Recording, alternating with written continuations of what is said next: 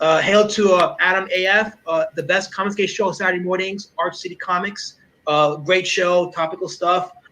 The sharing of biased and false news has become all too common on social media. More alarming, some media outlets publish these same fake stories without checking facts first. The sharing of biased and false news has become all too common on social media. More alarming, some media outlets publish these things simply aren't true without checking facts first. Unfortunately, some members of the media use their platforms to push their own personal bias and agenda to control exactly what people think. And this is extremely dangerous to our democracy. This is extremely dangerous to our democracy.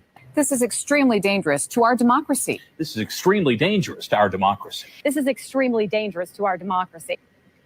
This is the Weekend Woke Up Call.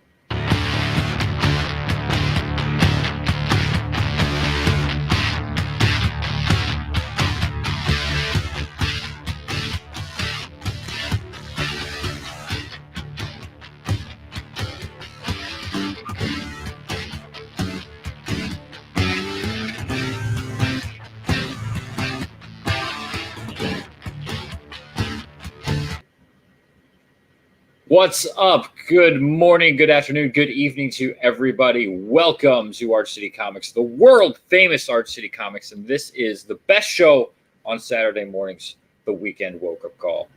Joining me as always, we've got my man Simon Poultier. Hell yeah, good morning, CG. We've also got two, count them, Aussies from Down Under. We have Steven from, what's the name of your book again? Terra Olympus. That's right, Terra Olympus. Sorry, it is fucking early. And Sim went gray screen. Oh, look, Sim's got Vestige. Vestige. Very nice. Oh, dueling copies. Should have a magic show. And we also have Michael Bancroft from The Lucent. How are you doing today? Good, man. Good. That's why I put the name of my book right there in my name, so no one can forget it. Dude, complete fucking brain fart. I mean, I put the description and everything together and had everybody's books in there, and just like I went to go introduce Steven, and it was just like, I was gonna say, screw my characters. You know, all you have to know is Sim. Yeah, Sim just it's just Sim is a lifestyle brand at this point.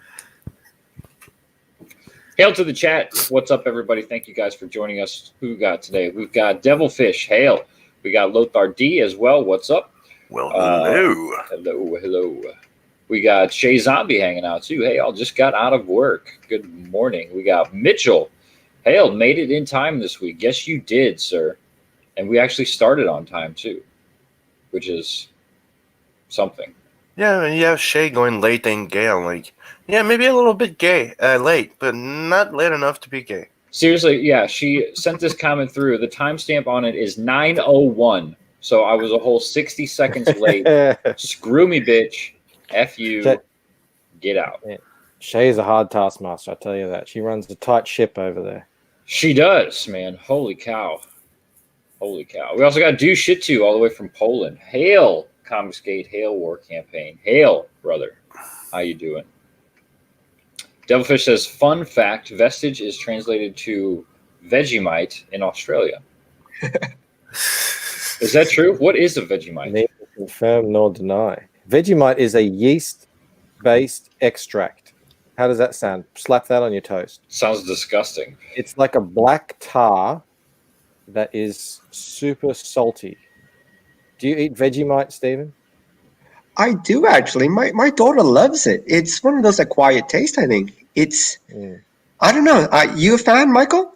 No, never have been. Ever since I was a kid either. And my whole family lather their toast in it and everything. I never got it. And yeah, it's apparently it's very un-Australian though to not eat Vegemite. To not eat it? Yeah. Well, shame on you then. I carry that shame with me to this day. Shay says 1 minute. She also says, in your dreams, Adam. Maybe. Shade throwing shade right out the gate. God damn. Dude says 60% gay. Yeah, that's probably right. Yeah. That's probably true. So, Michael, you were on a show yesterday or earlier, whenever sometime recently, and it got taken down. Yeah, we were going 5.5 hours long. It was just my weekly kind of chill out stream. It was a call in thing. People were just coming on, and yeah, we were just bunch of dudes sitting around chatting comics. And I think we touched on a few little spicy subjects, and nothing crazy. There was nothing controversial in there. You weren't showing like comics, like spoilers of a comic, neither, right? No. We someone pointed out we hadn't even shown any trailers or anything for any comics in hours. We were just kind of slowly getting drunk, and it was a bit of a love fest. And yeah, bang! It's just someone said, "Oh, it's down." So it's happened about 3 or 4 times to me now. But this is only the second time. So I think somebody's definitely got it out for you, because I was with Rotten Glory last night, who is also in the chat. Hail, brother. He says, "Hail, holy hell, what a disaster last night. Apologies to Art City Comics. Things went horribly wrong." Well, I don't know if they went horribly wrong, or did they go horribly right? We said early on in the stream that we wanted to make it like the worst live stream of all time, and I'm pretty sure we succeeded in doing so. And somehow we did not get struck, although we got very, very racist on air. It got that bad? It was pretty spicy. There was a lot of racism thrown around in all directions. I got on the stream, watching the stream. It was already all done. I'm like, where the hell's Rod? Where the hell's Adam? Well, yeah. And then they sent me a link, and I jumped in, and then they told me that, Rod just left the stream. I'm like, what? Yeah, he was so ashamed of the poor performance that he just bailed right in the middle of Crimes of Advertising Past.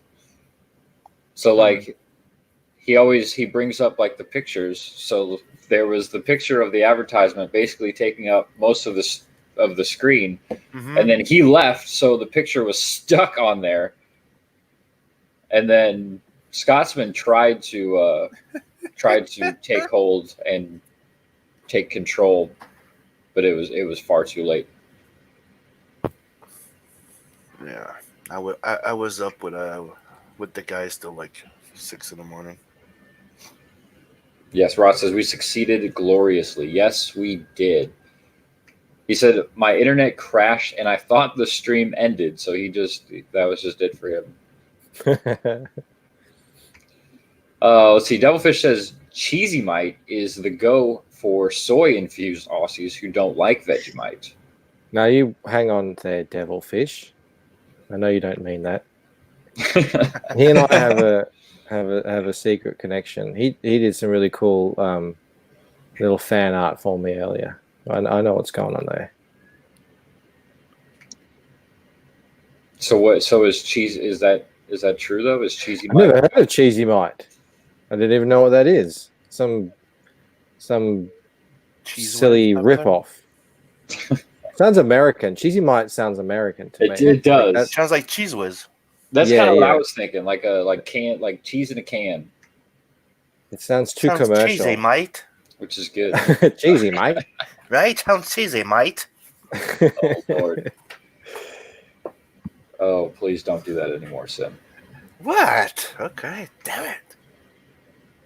I like hearing the Aussie accents. We're spreading. We're like a virus. You know the guy Canadian. who played Agent Smith in The Matrix. He's an Aussie. We're like that. We just kind of get there, we infect, and just take over. That's how we operate. That was Hugo Weaving, wasn't it? Yeah. Yep. So a lot happened this week. Like what? Well, we're gonna do our best to avoid the Leroy in the room, or the Leroy Jenkins. You mean like the D&D thing? Yeah. We're gonna try not talk about that. But in other news this week, I found this tweet earlier on, and I love seeing these SJWs just get ratioed to high heaven with the stupid shit that they say. Yep. So, who here is familiar with Brianna Wu? Oh, well familiar. Well familiar? Yeah, Brianna yeah, Wu. absolutely.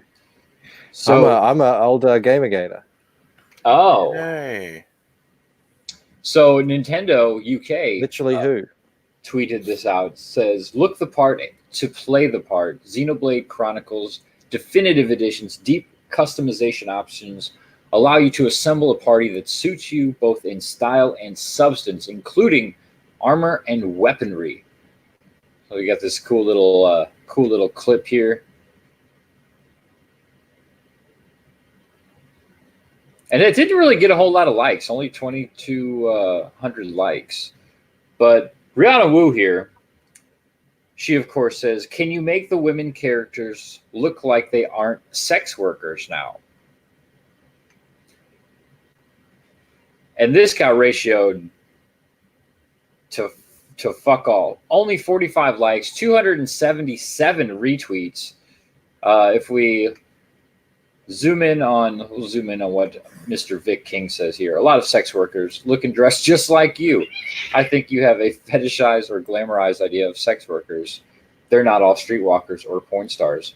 So there's 851 comments on this and only 45 likes. That just makes me smile.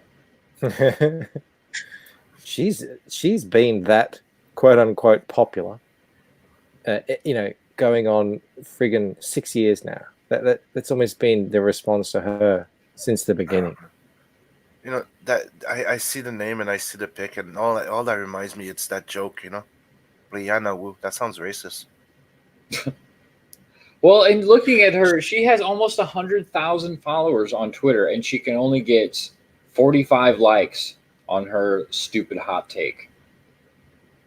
Yeah, well, it would have all come back in 2014, 2015, and then people just sort of probably a lot of people abandoned her when she suggested that she could throw rocks from the moon to Earth, and there'll be like nuclear warheads or something. She said that? Yeah. She was running for she's running for Congress for a while, for a couple of years now, I think. And at a point, she said, we need to treat people throwing rocks from the moon as a security threat, because if they hit Earth, they'll come with the power of a nuclear warhead. I'm not joking. Oh man. Yeah, she's a kook. Always has been. Just looking at her, look at this. Brianna Wu is an American video game developer and computer programmer. She co-funded Giant Space Cat, an independent video game development studio with Amanda Warner in Boston, Massachusetts. Why would you choose this as the picture for your profile? Like, of all pictures to take, this is the one you're like, nailed it. Maybe that's the best one she had. That's sad, because this is a god-awful picture. Her mouth's half open. She's kind of got the pegger eyes going on. And those glasses just don't do her any kind of favors. You want to see a worse one? Please. What you got for me, Sim? Give me a sec. Let's share the screen. Hail, fuckhead. He says, what's happening, fuckers? Well, a lot is happening, sir. Can't get more pagan than this. What you got? Oh my. Yeah, that's sort of how I remember her. She got famous because Gamergate kicked off. It was all sort of centered around Zoe Quinn. And then she saw Anita Sarkeesian poke her head in and start getting notoriety. So she just did literally that. She just started saying, Gamergate, gamers hate me because I'm trans and Gamergate is attacking me. And literally all of Gamergate turned around in unison and said, who the hell are you? Oh, And she's then trans? It was on, yeah. Oh. Yeah. Well, there's a lot of trans gamers. I didn't realize that that there were so many in the gaming industry.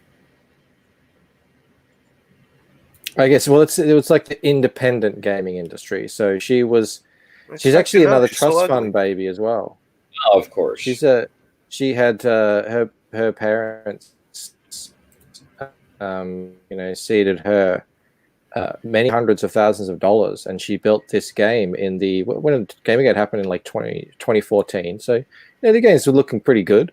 It was like Grand Theft Auto and stuff. Her game looked like it was made in 1995 or something. It was horrendous, but at least she actually had a game, as opposed to Zoe Quinn. Yeah, Captain Fuckhead. He's supporting me. He says, yeah, she did say the Moonrock shit. It says it was an attempt to shock people about Trump and the Space Force, I think. It's just out of left field, but I mean, that's sort of how she's definitely shocking. She looks like someone put Howard Stern in tumble dryer to tighten his skin. Mm-hmm. Especially when she looks like butthole. I wish I could remember the name of her game so you could see the kind of quality that we were talking about. And as well, she was as well, like you just saw that. She's like saying, "Oh, make your female characters look like they're not, sex workers." Her characters were ridiculous, like Bratz dolls, and poorly designed, not very good looking Bratz dolls, and it was a complete mind trip. Like, where was this person coming from? So, given the fact that she's trans, that means that her real name is not Brianna Wu. Is she of Asian descent at all? That's what I said. That's where the joke comes from. That sounds racist. Remember that joke? I did just wiki her. She married a guy called Frank Wu. Yep. And so that's where she picked the surname. That rings a bell. Yep. Yeah. But the game you're talking about is Revolution 60. You should bring it up. You'll see the graphics for it. And I know exactly what you mean now, Michael. Yeah. You got to think this is 2014. So if you can find that game, Revolution 60. Yeah. Find that and think 2014, and you're like, no, this should be 1995. Seriously. Oh no. You found it? Oh, got it. Oh no. Revolution 60. That's it. This is the one. Oh my god. Yeah, so she's complaining about the representation of women. Yeah, and sex workers. What do you call? I mean, look at these girls. Yeah. You see what I'm saying? Like weirdly deformed Bratz dolls. Looks like a British prostitute. Hey. And yeah, what is like their necks are super long? Like, oh my god. It's not just this looks terrible. Yes, no one obviously was paying much attention to her game at the time. And so she just kind of inserted herself in and said, "Oh my god, I'm under attack from all these toxic gamers." Yeah, and that's how she gained notoriety. She had a huge Patreon, I recall, back in the day. It's like getting like $3,000 US a month, which is real big for those times. Yeah, Devilfish says looks terrible. Mitchell, oh no. I was in school when we're talking about her. Shay Zombies, wow. Yeah, wow is right.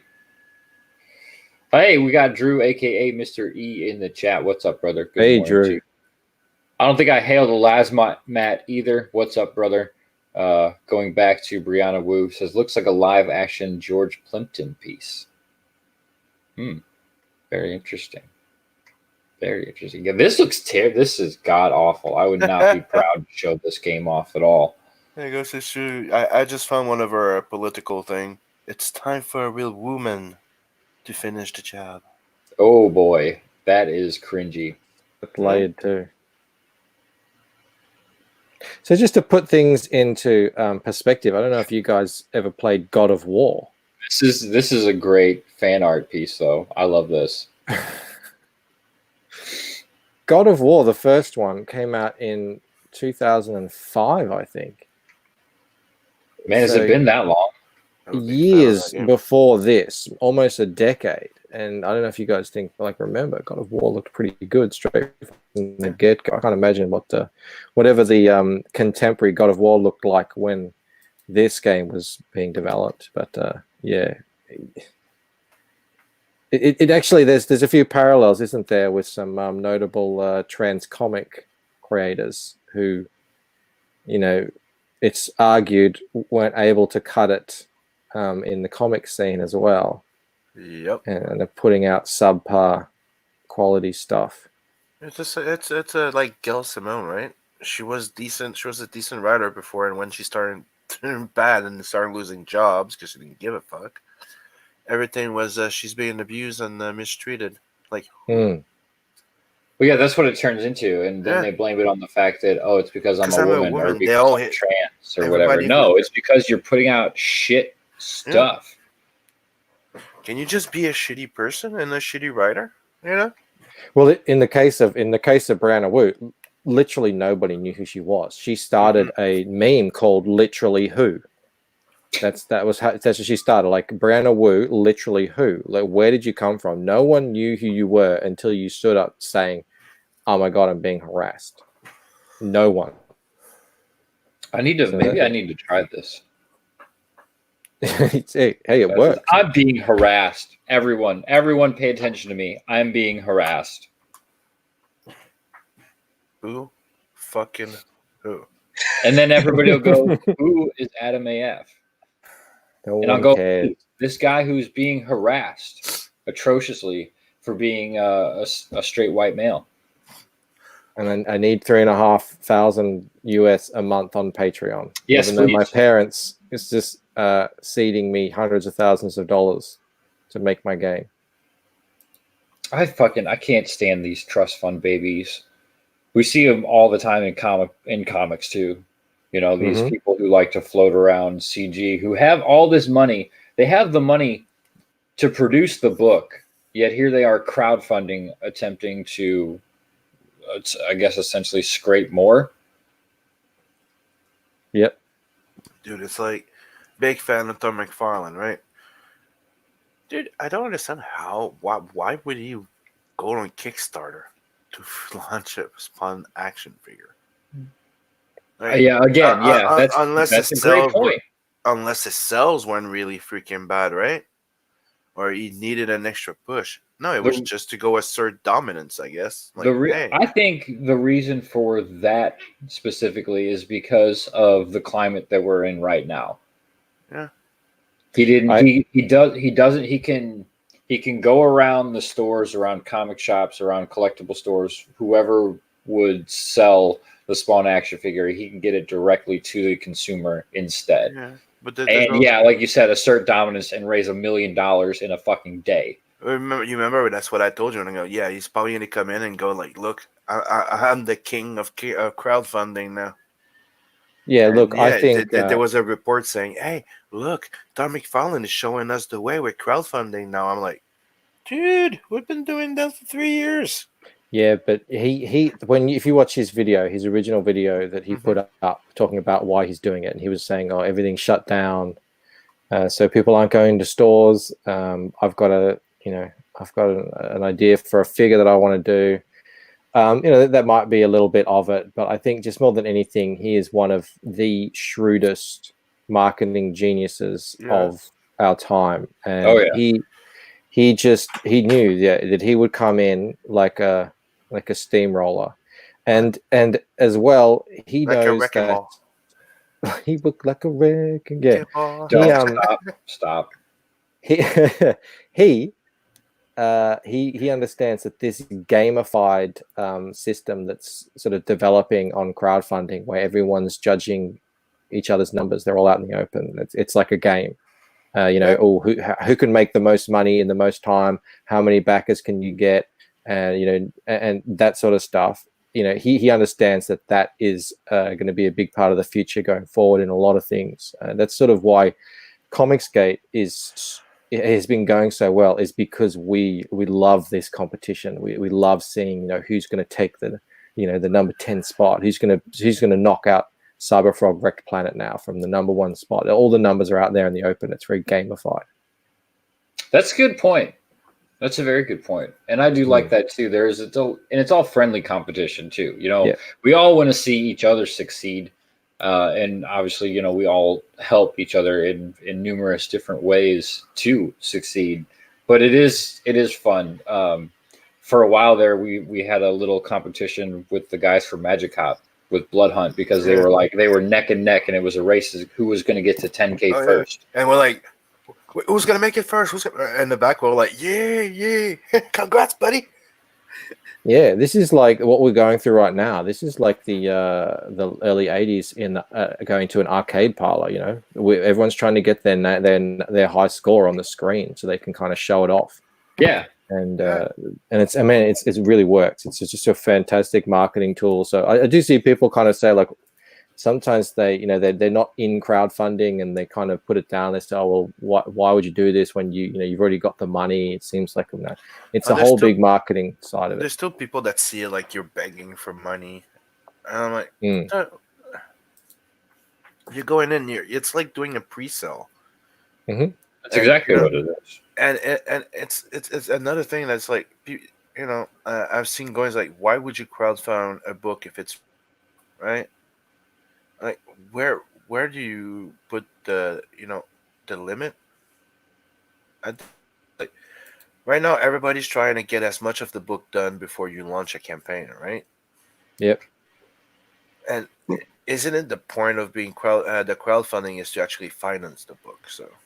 Right. Well, the thing with I think with finishing the book beforehand is it shrinks down your turnaround time. You can also then show, especially as like new budding creators, you can show fans that yes, you are serious. Yes, you are going to deliver this book that you're promising, because we've had so many people jumped on this thing in the beginning. They were like, yeah, I'm gonna do this great book, and I'm gonna have it out this time. And here it is, a year plus later, and some of these books still have not come out. So I think those creators who tried to utilize this in the beginning as just as a money grab, as a cash grab, I think they did a lot of damage. It's kind of irreversible. It's the Pulido model, right? It's Pulido that came in and turned the crowdfunding into technically an open store. It's his business now, Brian Pulido. Like it's his Lady Death. It's a business. It's every 6 months or so you get something new, and he gets his 6 digits every single time. Yep. Aaron, touching back to another point that you guys raised, I'm still relatively new to the whole Indiegogo thing, and just back to the top scores or whatever.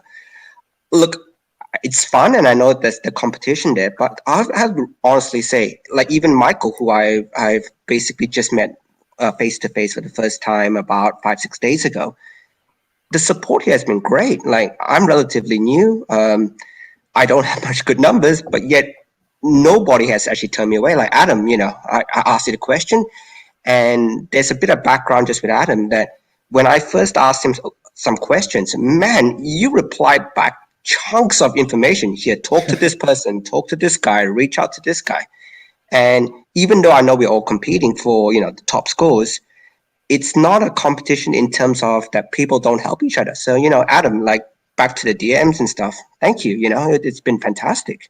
Oh, my pleasure, man. I mean, I can't say that I've been around since the beginning, but since I have been here, all I've been doing is essentially soaking up information and figuring this stuff out and, learning the ins and outs, the do's and don'ts, the best ways to do things. And I mean, I can help by sharing the information that I've collected. I've made a lot of friends who are knowledgeable and who were more knowledgeable than I was, but I've taken all that information and I've spread it around to help everybody else. When I first met Sim, he had 2 weeks left on his first Blood Hunt campaign, and he was severely underfunded. So after that one closed, we sat down and we spitballed like, okay, this is what you should do. Tweak your campaign page, do black and white to bring the gold down. You know, this and that. We planned the entire thing, and when we came back, dude, then he was funded in 2 weeks. He went from not being funded in 60 days to being funded in 2 weeks. Yep. That's cool. Remember it well. So now Blood Hunt we're has past 12K, right. you know? It's fucking doing gangbusters now. Never thought, you know. It is. There is a genuine camaraderie going on here. That's been my experience as well. Yes. Yeah, I think that's what. I never ask Adam anything, and he still won't leave me alone. That's true. I love it. That's true. I just constantly harass Aaron and tell him what to do. He's Put like, I this didn't in ask. your bio. Make this ask. your thing. Blah blah blah. That's true. Well, you're stubborn and thick-headed, and how dare you trying to make you make cells, right? Damn. I know you have to twist Aaron's arm for him to actually get out there. And promote. Adam doesn't realize the more I sell, the more I have to package up and send. So Aaron's going for the damn book now. He's going for like 100 issue print runs. That's it. Like super limited amount of these books out there. Yeah. Good to have you here this morning, Aaron. I'm glad you made it. But yeah, Mark Middleton is in the chat. Hail, brother. How you doing today? Jumping back a little bit here. Where was it? There. Shay Zombie says, okay. I can't stand all these people trying to sell shit because of your gender or race. Sell your product because it's good or shut the fuck up. Amen, sister. Get back in the kitchen. Finally, we agree on something. There's a Peter Samedi thread on Twitter currently that's all about that. Oh, is there? Man. Yeah, I was just reading it earlier. He really seems to attract the weirdos.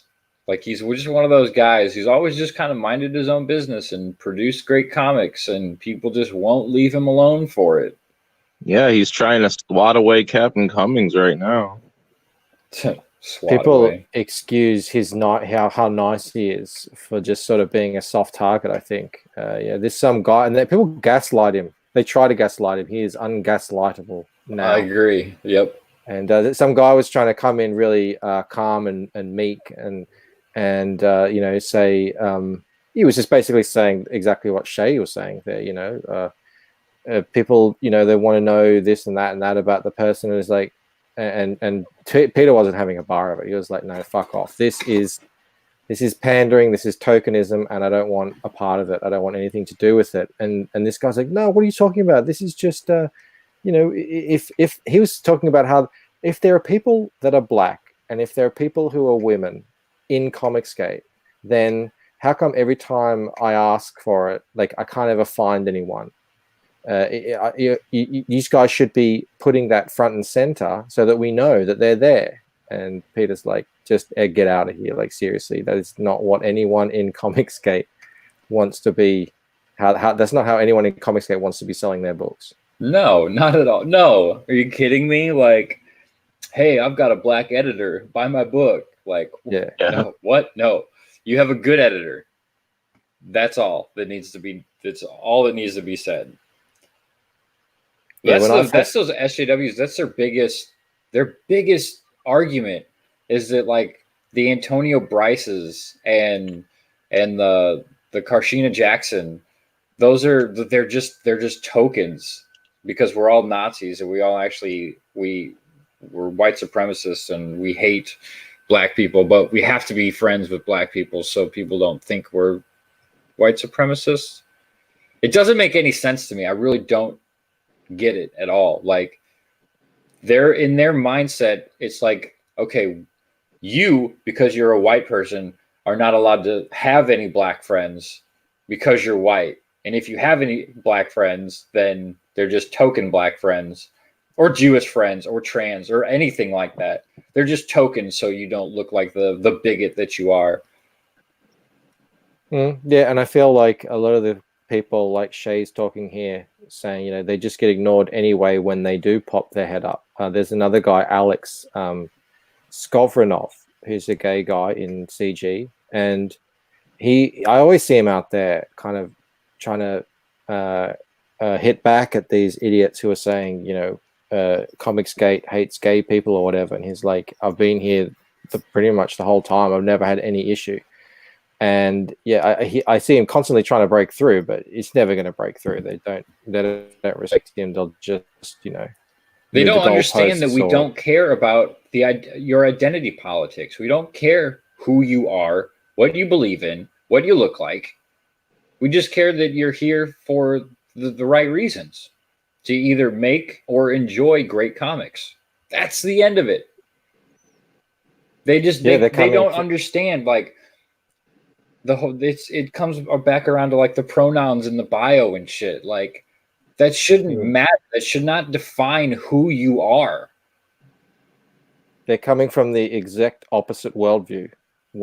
So when I first got onto Twitter to, you know, talk about my book, and this is 5 years ago. This is back when, you know, I was just sort of starting out with comics. Everyone I ran into that's how they were promoting their book.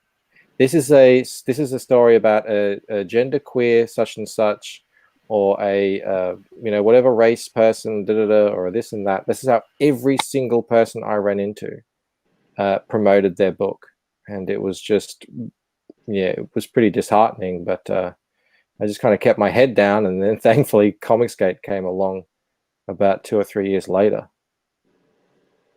Yeah, it's like a breath of fresh air, right? Totally. So let's take that segue, and we'll run right into talking about the Lucent. Let me we'll pull up your campaign page here. Let's do it. And where's my tabs? Where's my tabs? There we go. All right, take her away. Yeah, so the Lucent, you got we're talking, it's going to be a 76-page book, and in that you got 56 pages of story, and then there's going to be some bonus material, about 14 pages of that. It's a I guess I try like it's a sci-fi fantasy series, and it's because it's an ongoing series. So this is going to be this is the first one in many books. What the actual Lucent is about, that series, it's you know, we're talking ancient secret societies, right? And they're hiding in plain sight, so they're there, and they've always been there. They're part of our history. So we know about them, but we just don't know. We just don't know the real deal about them.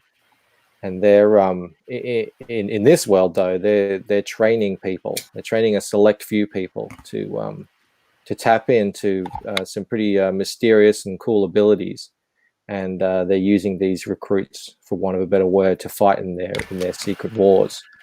So that's what the Lucent is. But this first book, Waking Dream, it focuses on the main character here, which you're seeing, who's Ella Forsyth, and she's a young woman who's just, you know, seems to be living an ordinary life. I always like to say she's like the Luke Skywalker or the Harry Potter or the Alice in Wonderland.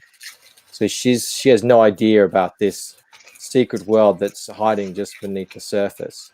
And the interesting thing about her, though, is every night when she dreams, this person kind of visits her in her dreams, this character, and he's called Damon Spector, and he's teaching her things in her dreams. He's teaching her to do these really cool things. And with the Waking Dream is when the barrier between dreams and reality, it starts to blur in this book, and that's when things get a little bit weird, and eventually it's going to culminate towards the climax of this book, and she's going to be well and truly kind of exposed and thrust into this secret world that she doesn't know about yet. And yeah, it's mystery, suspense, bit of superpowered action, a bit of romance. If you like stories that kind of bend reality, like The Matrix, or reimagined history, alternate history stuff like Highlander or Assassin's Creed, then this might be the book for you. That's I've got awesome. two questions. Sorry. I've got two questions for you, Michael. Actually, and by Yep. the way, I'm waiting for my copy as well. So I've know you back, so I'm waiting for mine to come. How I know you're doing all the artwork and everything. How far along have you gotten it? And for volume 1, and because I always love to hear the story, and it's from her point of view, so you learn the story with her. Yep. Have you finished it? Do you have an ending in your head of how it all finishes up? It's all planned out. Everything is the whole story is there. This book is obviously fully scripted. The second one also as well. The third one is fully scripted, and then the fourth one is being plotted out. But so there is absolutely there's a lot of foreshadowing and a lot of mystery built into this story. So a lot of the clues and stuff that you're going to need. A lot of the big reveals and payoffs and everything that'll happen later on in the story have to be dropped in here. So yes, it's definitely all planned out, and there is an ending to the story and everything. But if you could scroll down, Adam, there's a part down at the bottom that'll actually show you exactly how much of the book is done. It's there. It's just Yep, I got crazy. No, I think it is scrolling. a bit further down than that. I don't know. My pages load. There we go. There you go. There you go. Yeah. So because I'm doing everything, I don't just have I do the line art and I send that off to a colorist and then that gets done and then they go to the letters, and that's not how I work. I do bits in whatever I'm kind of in the mood to do at the time. So I've tried to keep it as small as possible so people can't really see what's happening. But all those pages are the pages of the story in this book. It's 56 or 57 pages there. So they're all done pretty much to a degree that you see the pages on the campaign page. But maybe the colors aren't exactly how I want them. So I don't consider the colors done. But the colors are all in there. And the lettering isn't fully rendered out to the final state that it needs to be. But the lettering is there. So when I say there, I've got that little graph and it says completed pages 23. That doesn't mean I've got 30 or odd blank pages. No, they're all there. They're all done. They're all drawn. They're all colored, but they're just not to the finished state that I would like. So some of those pages are going to take me an hour to finish. Some of those pages might take me a few hours to finish, but it's pretty well done at this point. That's awesome. I like these kind of things that kind of shows the consumer, where you're at as far as progress goes. Aaron, you did that on Cybershock, where you did your updates and you kept, okay, this is complete, this is complete, this is complete. Mm-hmm. I think that's really cool. It shows the consumer that yes, it's being worked on steadily but surely. And this is these pages that you've got up here are just astounding, man. I mean, the line art, the coloring that you did, this is some mind-blowing shit, dude. Oh, good. That's good to hear. Yeah, the coloring I've worked really hard on. So this is my first comic, and I've been doing art for a long time. The line art, I could just found I could do that because I've just been drawing since forever. I just said, okay, I want it to look like this, and I got with it. But the coloring, you just can't look at other comics and understand color theory and how you to use color with. How to use color to tell a story and all that stuff. That took me a long time to kind of learn, but I think I'm finally got a hang of it now. And I'm really having a lot of fun getting the color just right on these pages. See, I think that's actually, that's really good that you were able to kind of make that transition from art to sequential art, because I've seen a lot of great artists out there that can do pinups or covers, but when it comes to sequentials, they fall short sometimes because it is a different game.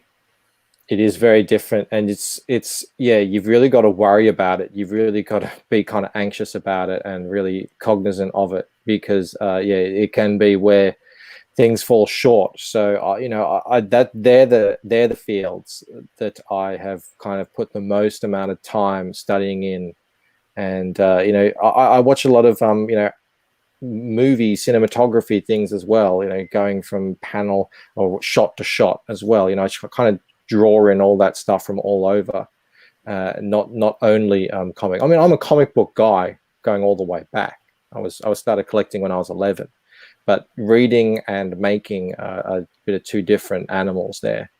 But yeah, you're right. It is. I don't know. I've people say, "Oh, hands are hard to draw, and this is hard to draw." And I was like, I don't know. Maybe I just because I've been drawing since I was a kid, I find that I can do it, and I'm really, really grateful and thankful that I have that ability.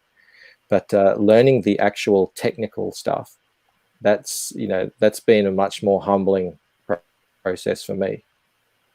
Yeah, I mean, there's a lot of, even like pro comic book artists that they can't draw a hand for shit or feet or, something that I guess you'd take for granted. Or even perspectives. Or yeah, perspectives. That's a big one, man. That's a really big one. Some people just cannot get perspectives right.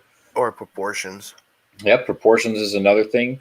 You have to be able to tell a story with the art as well as with the words. I've said this to you, Sim. Blood Hunt could have been a silent book and people still would have enjoyed it and understood what was going on because your panels tell the story. And that's not an easy. I thought it was something easy. I've been reading comic books for a long, long time, and back in the day, 80s, 90s, storytelling through the art was big.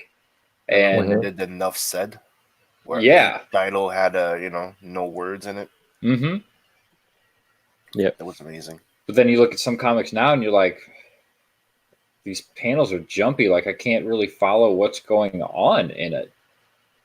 So and a lot of them are just jam packed. It's like a third of them or a half of them just with walls of text.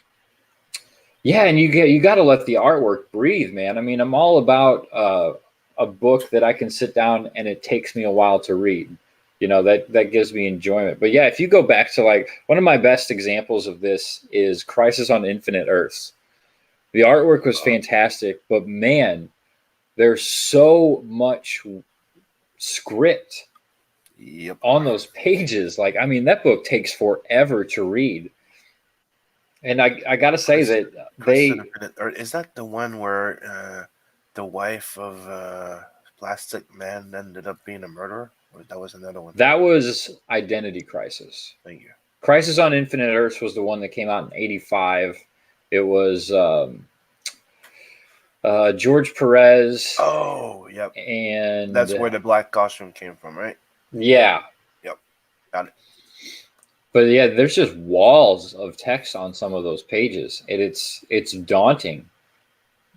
And you look at a lot of modern comic books, especially if you read anything from Marvel and DC. There's some pages that have maybe 5 sentences on it, and that's not necessarily a good thing either. You got to find that balance. I was gonna say I like to make point out that CG is empowering the gingers. Oh yes, more and more of us are bringing back the gingers and empowering them. So yes, that's true. No, they've become they're a genuine oppressed minority now, right? In entertainment. They really are. It's a weird thing to say. I didn't even know that would have been a thing when I first made not the Merc, and I decided to make them a ginger. Now I'm actually proud of it. It's like, damn, they're actually trying to erase. Yeah. Way back in the inception days of this story, a lot of this stuff I was having crazy dreams about a decade ago. That's sort of where a lot of the ideas for this book came from. And yeah, it was I had a dream, and there was this girl in it with striking red hair, and so she always had red hair. That was just a thing. So I didn't choose it, but now it's sort of become serendipitous, and I'm happy that she has red hair because they are it's almost a symbol, isn't it, now, of, you know, you're kind of fighting back against this monolith of culture who's just trying to erase redheads in entertainment. Yeah. Which doesn't make any sense either, because they're all about inclusion It's and why diversity. that's why I always said Ned's a power ginger. He's a power ginger. Yeah, dude, come on. Look, he has fiery hair. Yeah, right. Next level. Yeah. Like Super Saiyan. Hail to the newcomers in the chat. We got Hex Allen Comics, Brian the Observer's in there dropping links. Thank you very much. Well, hell, brothers. Devilfish says, not great enough. Drew says, don't belittle your writing on Blood Hunt, Adam. I will belittle it all day long because it is definitely not the star. Simon is the star. I just helped. Devilfish did fan art for me. Oh, I call it fan art. It was very funny. He put like an NPC meme, kind of gray skinned. You know that what is it? The NPC meme character where it's just like a line for the nose and the round eyes for the dots. Yeah, I don't know over her. I don't know the name of that particular character, but I do know what you're talking about. Yeah, so it looks like it was drawn in MS Paint. And yeah, exactly. And Devilfish, he's a regular in my streams too. And I have let slip that back in the day, the Lucent, it used to be called the Woken. And this is before that was a word that people actually used. It was sort of like, you know, metaphor of, you know, you waking up and seeing the truth and all that stuff. And then it gradually became obvious that I could no longer call my story the Woken. And yeah, he did a special cover for Kickstarter. For if I ever do put this on Kickstarter, it's called The Wokening, and it's got her with the green skin, with the gray skin on it, and that face on it. It's very funny. That's hilarious. There's in the upcoming CG Jumpstart, there's going to be a short comic strip in the parody section that myself and Vic King came up with, and it's called The Woken Soy. It's a kind of a parody of The Walking Dead. Mm-hmm. And that's the title that we came up with, was The Woken Soy. It's like activated soy. Yeah. Shay Zombie says, all these gingers are saving me in my cosplays. Yes, they are. She says fingers, but then she corrected herself to gingers. Oh, and blamed autocorrect. Sure, it was autocorrect. That's it. Blame the fingers. Mm-hmm. Yeah, I'm going on to Shay's show soon. So if she is going to bless me with a little bit of cosplay there, that would be an amazing thing to see. And like she says, it's not much for her. At this point, she just has to put a leather jacket. Yeah. Yeah, essentially. Well, this is awesome, man. For your first book, your first 30 days, you got 8 left, right? You did 30 right. for the first? Yep. Okay. You're at 95.22 USD. That's awesome. With almost 200 backers already, 195. That's absolutely fantastic, man. It's incredible. I'm so blown away and I'm so grateful. And the Hail CG, what can I say? I mean, they came out for me. So yeah. So I did see down here that you have at 10K, you're doing a UV spot gloss cover. Now is that 10K USD? US. Yeah. Okay. Yeah. So we're like 500 away. Okay. So yeah, that's exciting. up. You're definitely gonna smash through that, I think. Yeah, and then for the next 30 days, I'm probably going to have a 15K stretch goal for a 12-ish page. So it'll be full-size comic, but it'll be 12 pages. So like it'll be the same size as a normal comic, but just shorter. And that'll be a preview of like a little preview of the next book, which is called Painted Death. That's the next book in the series. So it'll be a 15K, I reckon. So. And that'll be included with every physical copy. Absolutely. So everyone gets that. And if you scroll down as well, another little selling point all the way down to the bottom, there's a stretch goal that we unlocked at 7.5K, which is a full color glossy print that everyone is getting with the book. Where is it? Just there. So there we go. Everyone gets that.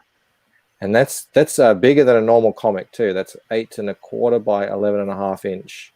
which is our Australian A4 size. And yeah, that's going to look really cool. I can't wait to add that to my collection of cool swag stuff. Yeah. So there you go. There's the I've done a little mock-up of what the preview book will look like. And yeah, it's a lot of exciting stuff, man. It's going to be this first month. It's been an absolute whirlwind, and I've just been having a blast. I've been streaming pretty much every day, meeting so many cool people, making so many new connections, friends even. And I just followed the path that Comicsgate laid out for me before, and I just kind of been walking right through it with them, and yeah, they all the chat and everyone came out and supported me, and it's been a blast, and I can't wait to get started on the second month. It's going to be fantastic. I love it. Yeah, just an absolutely great start. Shay says, "Fuck off, Adam." Thank you very much. Hexalon Comics says, "Hail Drew, Mr. E walking the dog. You walk that dog." Shay says, "Literally, have everything in my closet for the cosplay." Can't wait, Shay. That is awesome. Devilfish says, "Did the Wokening, and as I finished the edit, I thought it wasn't it. The Woken. Feel ashamed now." Nah, it's all good, mate. I think you added to it. This show for a while, we used to the header on this show was the Rewokening. It's just when I first heard that term, I was like, oh god, people are starting to use the verb woke. Oh, I hope this doesn't take off. According to Shay, she's saying that tonight she'll be cosplaying 2 characters at the same time. Just picked up stuff for my Battle Brick Road and Lady Alchemy cosplay for tonight. And I'm like, wow. She has 2 shows lined up for this evening. One being Eric Weathers and Battle Brick Road, and then the second being Miss Lady Alchemy, Martina Marcota. Screw this. Just make one show and just do amalgam, mix them. Oh, fusion type of thing. I like where your head's at, Sim. All right. I'm curious to see what she's going to do for Battle Brick Road, though. She's probably going to be dressed up in military. You have that beret, Shay? Yeah, the beret, yeah. Mm-hmm. Well, if that's the case, I mean, she should already have it because she is military. Yeah, exactly. That's what I'm saying. It's, Lady Alchemy. Come on, mix it up. Why are we talking about Shay so much? We're giving her way too much attention. It's going to go to her head. Battle Brick Alchemy. So everybody out there, make sure you check out the Lucid if you have not already. Share it out. Tell all your friends about it. Get some eyes on this. Let's see what we can do. We're getting real close to 200 backers here, so this is very exciting. I know. And like I said, for your first book in your first month, coming up to that 200 backer mark is astounding. And it makes me smile because it really kind of shoves it in the face of all the anti-CG people out there that say that we're just regurgitating the same 100 backers over and over again. Well, you're a new guy coming out of nowhere, and boom, in 30 days you got nearly 2. I guarantee you'll have 200 backers by the time these 8 days are up. And Adam, we were discussing it yesterday. It's like we've been busting our ass for the last 2 years, right? To make sure, like, before people, you had to go on Ethan. You had to get on the big guys to even think of making, breaking 5K. Mm-hmm. And now we have, everybody been united. Everybody been helping each other. Everybody creating their own platform. But the thing is, when everybody's helping each other, everybody's creating a platform, and they all share with their channels. And right now, everybody can. This is happening. This is something that, like a year ago, we were looking like. Hopefully, one day we can get to a point where everybody, like a small guy, comes out of nowhere and can make 5 to 10K. Literally, that was about a year ago. We had that discussion. And this is where we are now. And dude, I look at this and I'm like, fucking hey, we won, dude. Hell yeah. Guys, I'm living it, and I have to pinch myself every day that this is real and this is happening to me, because I've been, in CG since day one. I've been watching it, and I've been there. I've been on Twitter, And Chris it Evans takes. is here. Remember when the story started that CG was dying? It's not a model that can be stood. We had to go indie focused, and I'm like, oh fuck your indie focus. And so for this to happen to me, it's incredible. And you're exactly right. We were talking about this earlier on my stream. How I think it was started with Clint Stoker. He's the one who showed everyone that you don't actually have to be constantly going onto Ethan's thing. You can start with your own audience. He kind of went out on he was kind of the at the forefront of that. But now, man, there are so many channels now that you can get onto. And this is one of them. I've got one of them. Shay's got one of them. There's so many. And and they're enough that you can be like me, unknown, with an unknown property, and get out there and get some serious attention. And it's freaking amazing. You're right. A year ago, it wasn't there. So it has been. Anyone who says CG isn't growing is just, I don't know. They're divorced from reality. I was speaking of divorce from reality. I was having a conversation the other day with JDA, and he's very adamant that he feels that none of us have our own fans. All of our fans are automatically Ethan's fans. If Ethan goes away, then we all go away. Dude, I've never been on Ethan, and he's never promoted my book. I know, and that's what I said to him. I said, John, Ethan has been on one of my shows. He was on one of the CG Jumpstart shows. It wasn't planned. He popped in.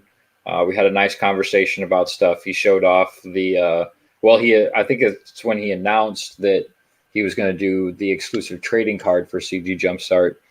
And I've only ever been on his show once for maybe 10 minutes during one of the call-in shows. And 5 minutes of those 10 minutes was him reading super chats, and I was just sitting there in silence.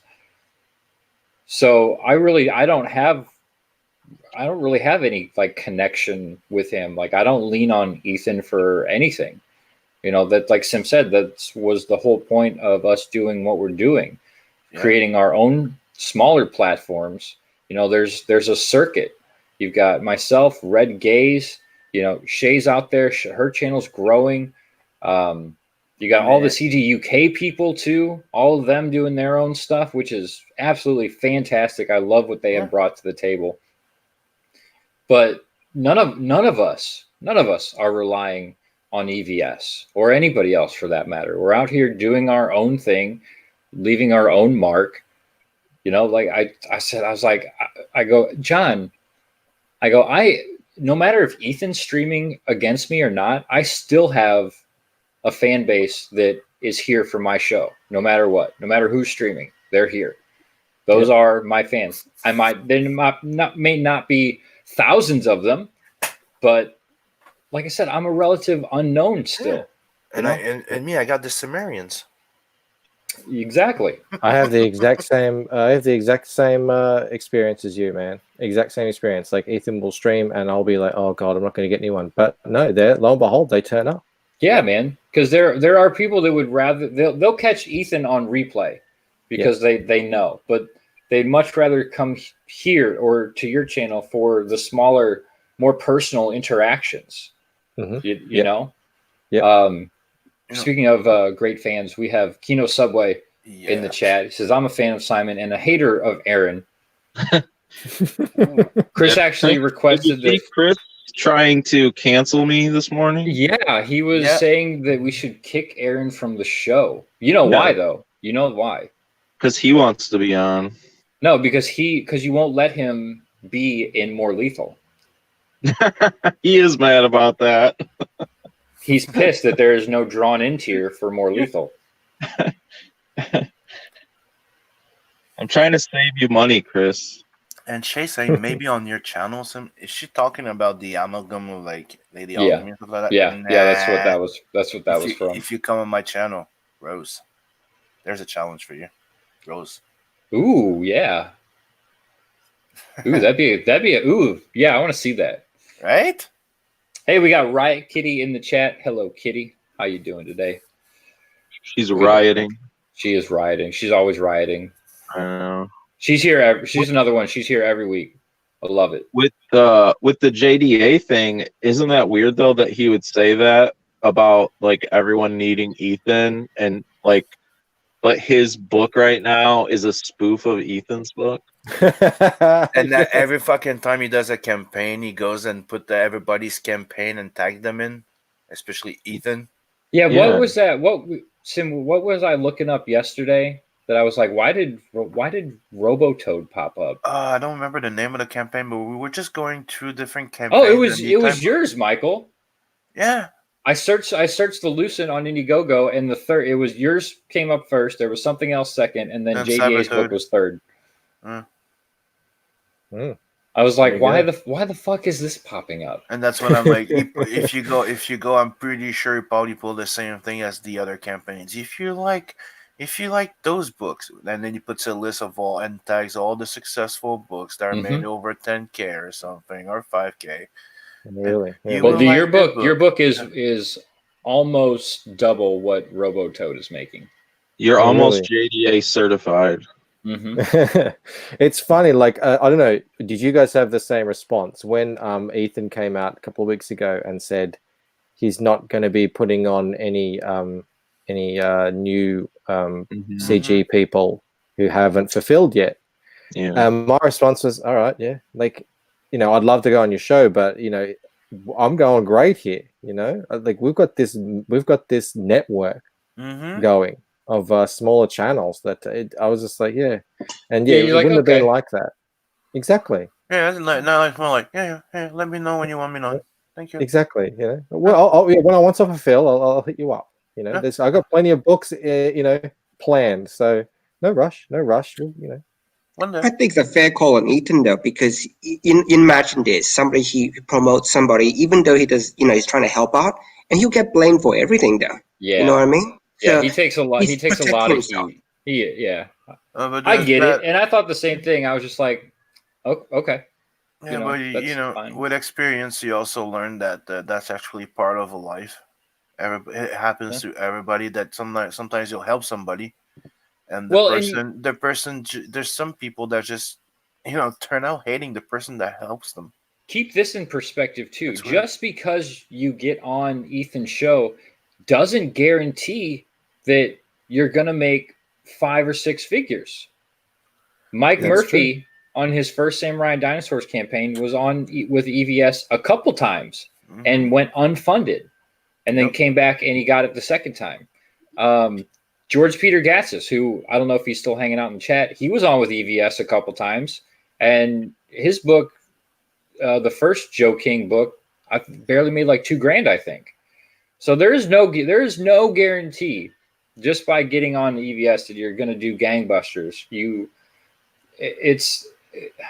That's just stupid anti-CG speak. Yeah, dude, it's like even Aaron with Extractors, like Ethan talked about the Extractors, even retweeted the campaign a few times. Didn't help them that also much. True. Yeah. As far as cults go, we're culting. We're not culting correctly. A lot of yeah, time. We're doing it don't wrong. Always follow the edicts of the dear leader. Follow the leader, follow the leader. Riot Kitty says, "I'm a rioter and I look adorable while doing it." I believe that. Let's see. She just can't type. I don't know who Riot Curty is. I'm sure that was autocorrect's fault too. She's probably gonna blame the autocorrect now. Yeah, I'm sure. Not a chubby fingers, right? But then we got Riot Kitty's throwing back with Shaw Zombie. Apparently, nobody can type today. And you summoned George. Oh, see, I knew he was listening. He said I was only on EVS stream for 1 minute. I apologize. I swear that I remembered you being on one of the early CG Live shows, like as a sit-in. But don't ruin the narrative, George Peter Gatsis.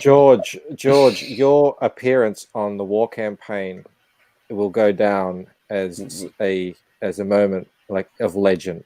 I think so. That was one of the most entertaining hours that I've had in a very long time, and you got a fan out of me for sure. That was just a miracle to behold. I was laughing the whole time. That was such a great stream. So yeah. People underestimate George, but he's a diamond in the rough, man. Absolutely. I love like watching him on Twitter. He has one of the best like troll sense of humors I think of anybody out there, where his trolls are so subtle that you're not even sure like who he's trolling or if he's just making fun of himself. He's a bit like the Andy Kaufman of Comicsgate. Great example. That is a great example. And I think exactly what CG needs. Just I was just, when you came on with your like eye up close, I was just like, oh man, I couldn't contain myself. I was just, that's good shit. All right, let's shift gears here, and I want to talk about Terra Olympus, because this is another, I feel like, a success story of somebody who was unknown. You put out your first book, and I was looking at this earlier. The first Terra Olympus campaign only made 980 Australian dollars. And he fucking delivered. And then this campaign, you're at 3,026 Australian dollars. So you have, I'm not very good with math, but that's more than triple or about triple what your first campaign made. More than triple. And I'm backer number 45. Thanks, Sim. Nice. So give us. I couldn't get in on it. Like, you remember, Adam, when we first covered it? I'm like, dude, that looks interesting, but I couldn't back then. Oh yeah, dude, I was the same way. Like when the volume 1 came out, I was like, Nick. That was one that Nick was pushing hard, and I take Nick's promotions very seriously. When he gets invested in a book, there's a reason for it. Mm-hmm. There's a reason. So I was like, God damn it! I couldn't back this book. So yesterday when we were on the show, I'm like, you have a pack for both of them? He goes, yeah. Dude, it took 5 seconds and I backed it.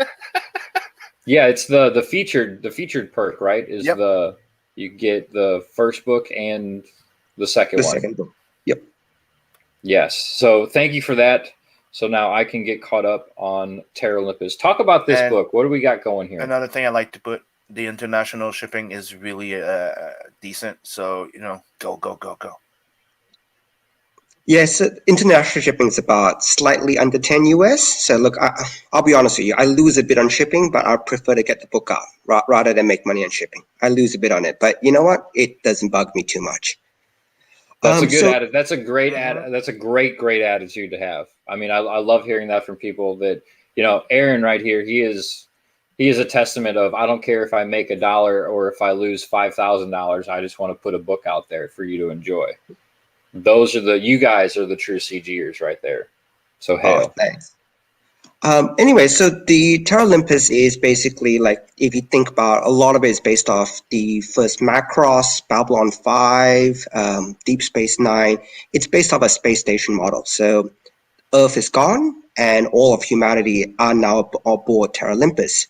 So it takes the point of view from an engineer called Mia. So she's fixing stuff. Look, this isn't Star Trek, so it's not clean. It's dirty, it's paper clips, chewing gum, string, it's just all being held together, just being held together. And as she starts fixing things, she starts discovering, hey, wait, something's not quite right. She discovers, people are manipulating data, things just aren't quite right. And the more she digs, the more danger she gets into. So not trying to spoil the story too much, but it does get more and more exciting. It does, the tension does rack it up. And as she discovers what really is happening aboard the space station, that's when the fun really starts. Also, this is just a good sci-fi action story. Yep. Awesome. Hey, Steven. So, sorry to get into break your groove here. You launched on my show. Man, your pitch has gotten so good. That is what you just said there, man. That really sells it. This is I'm so happy to see this book going gangbusters now. Practice makes perfect, man. The more you do it, the more you're like, you almost got it memorized, and then you can kind of ad lib some stuff here and there. It's Oh, yeah, look, man. Actually, Shay, when I did Wordsmith, so I did one campaign before this, and Shay's show was actually the first live stream I ever did, and I think I went horribly. I was so nervous and things like that. Michael was the second live stream I ever did, so I hope I'm getting better, but I'm keep practicing, keep rehearsing, trying to get better at it. Sim, why don't you tell Stephen about your live stream? What my what? Your introduction to live streaming. Oh, I already did. Like the fact that when I used to come in, I used to be stressed as hell and having like anxiety attacks to the point of having like belly cramps, like cold sweats. Like the 2 first times, it was really fucking bad. Until one day, I was chilling with Adam, Nick, and Moss, if I remember properly. We were chilling in the back room of the show, and we're just talking, breaking down, and eventually in a conversation, it's like, dude, this is like a fucking con. It's like a 24-hour. And I don't know. I'm like, why the fuck am I having trouble with this, sir? I've been doing cons for years. It's just that it's my like entire that. mentality just changed. Like instead of going like, I feel like I'm on stage in front of a fucking camera. Now it's like, it's like we're just in the freaking con and you guys are coming and meet me. So it's like I'm in my studio and you're coming in. So my way of seeing it and is way different now. It's more like having you dropping by my studio. That's why we used to. Go ahead, Aaron. The picture of you with the fan at a con. That was cool to see. We used to probably do like almost half hour to 45-minute pre-shows just to get loosened up. Yeah. Just to kind of get that relaxed vibe of having a conversation with a couple of buddies, and then boom, all right, let's take it live, and then just roll right into it. Me. You guys used to do that every time before the show, like half an hour before the show, just so we can loosen up and get comfortable. And dude, that was one of my best shows, and after that, I've been nailing it every time I go on streams. All right, so enough about us. Let's get back to you, Stephen. It's all good. I love listening to you guys talk as well. Anyway, so in the campaign, there's 2 covers. The first one's done by the artist. So if you scroll down a bit, done by Vaughn Randall, so the same artist before. And so that's Vaughn Randall. The second one is by, I think you guys might know him, Gilbert. He did Grom, the Galactic Rodents of Mayhem. Oh, so when I saw Gilbert Deltres? Yes. Mm-hmm. So when I saw his book and I saw the artwork, man, I reached out to Sebastian, the artist, and said, hey, look, help me out. I want something from you. And look, he was good enough, and he did this really fantastic black and white cover for me. I love this one. Yeah, I like it. That's sleek. I like that you're going with a black and white variant cover, because the book will be colored, right? No, I'm leaving the book in black and white, and this is probably something we can have a quick chat about. Look, one of my other books have been colored, so coloring is not, it's neither here nor there for me. But when they sent the artwork back for me, because the level of detail that's been, in the inks, I had two choices, grayscale it, the way it is, or black, or just color it in. And I think I made the right choice, just the black and white, just the level of detail he puts in. The color may take away a little bit from it, but if you leave it black and white, you get all the details in there. Now, this is definitely grayscale. And I know people will argue with me day and night with this. There is a difference between black and white and grayscale. Dude, it's the wrong book. This is Star Olympus, not grayscale. Shut up. Shut up, Sim. That was such a dad joke. That was such a dad joke. That's why I laughed. But no, this is, there is a very big difference between grayscale and black and white. Blood Hunt is black and white. This is grayscale. Yep. Abductables is grayscale. Pretty much everything that Canalis does is grayscale. SOS, all of that. Yeah, I went pure black and white. And I do, man. I think maybe in the future, if you get a couple successful campaigns under your belt, to maybe release like a colored collected edition. But the grayscale on this looks tremendous, man. Like this page right here is. It's something that's been talked about more and more lately. right? We started talking about it like when my first campaign failed, us in the back, but it's something that people have been talking about more and more right now. It's like maybe people should start thinking about doing a first campaign in black and white for most of their campaigns. You know, kind of like test their ground before you invest more money, because you have the illustration, then you have to pay the the letterer and the colorist. Unless you're like Mike here, who's just doing everything himself. Yeah, but I mean, Stephen knows my thoughts on this. I think his art here is perfect, and I wouldn't touch it. I don't mind the idea of doing a colored version later, but I wouldn't. I'll be really careful not to overcook it and change the story too much, because I think he's telling a lot of story in the art here.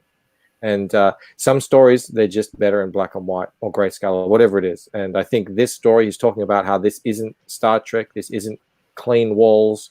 This is dirty, lived in space. And this grayscale art, that grittiness, it is telling a lot of the story here without words. So I would absolutely keep it like this. I saw that, and I saw like the organic grittiness of Heavy Metal magazine, reminded me of Mobius type of thing, and I'm like, I'm fucking in. Yeah. Hey, we got Daddy Duder Pops Culture. Hail, brethren. Good evening, all the way from Tokyo. How you doing today? Good to have you here. I want to address what Riot Kitty says here before we get any further into this book. She says, I think I decided to do black and white for my comic with some red sprinkled in to make certain panels pop, also to save money as well. Yep. But I wanted to do the same thing with Blood Hunt. But if you put black and white and red, that is still considered a colored comic, and you will pay for a fully colored comic as opposed to a black and white or grayscale book. Yeah, you just save on the work. So yeah, you save money as far as like a colorist is concerned, but you will still spend the same amount as if you did a full it's color. one hell of a difference between black and white. Yes, it is. It depends if you are printing enough that you can do offset and have that red as a spot.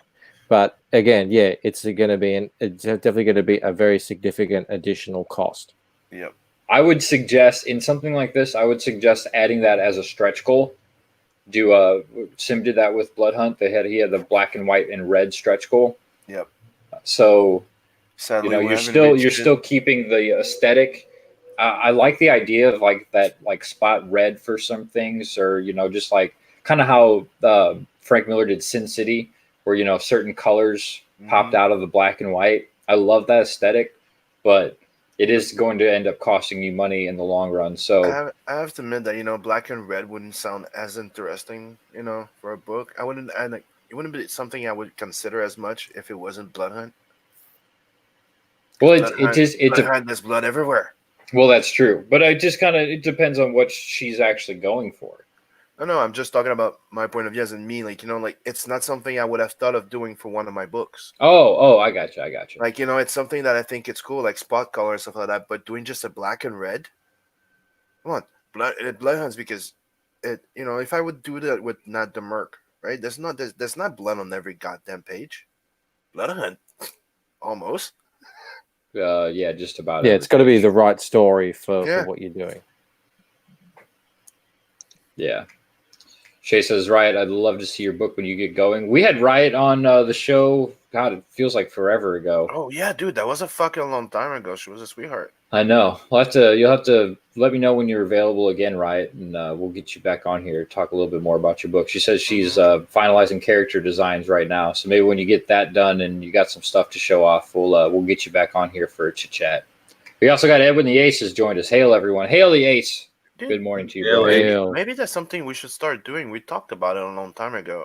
Do you remember when instead of just most people do shows about books or people that have campaigns on? Maybe we should once in a while do a show for the newbies, the artists that are looking for writers, or vice versa. We did a few shows like that where we did one where we'd have one guest had a live book and one guest was just kind of getting going, or maybe just had a mailing list or something like that.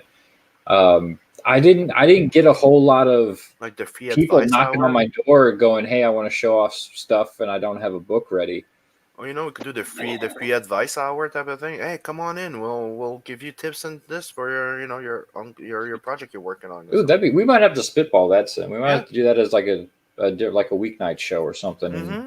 If you do an Adam advice show, though, it'll be 8 hours long every time. That's true. Very true. All right, so back to Terra Olympus before we keep getting so off topic, but that's just what happens here. It's all about us. It's not about these comics. Yeah, but it's about getting to know the people, and we're geeking out about comics. And if you say we're getting off track, it's all because we're inspired by what we're seeing in this book. It's true. It's true. So you've got the your estimated shipping is December of this year. How's your completion so far looking? The only reason I actually put it so far down, I should get everything ready by about August timeframe. So all the artwork's already done. What's going to take a long time, and this is what I'm trying to call out. In Australia, they shut down all international airmail, basically. So all mail is going by sea. So what should usually take 2 weeks is now going to take 2 to 3 months. So the delay is basically Australia Post. When are you planning on delivering? Pardon, sorry? When's the delivery date? I put December, so that's why I'm thinking if I get everything out by September-ish, you should be fine. Oh, yeah, can we scroll up for a sec? This is something I'll always like to point out. So scroll up to, there's a page of it where they're fighting. Up further here? Up, yeah. So, and I've mentioned this in different streams, but I haven't said it here yet.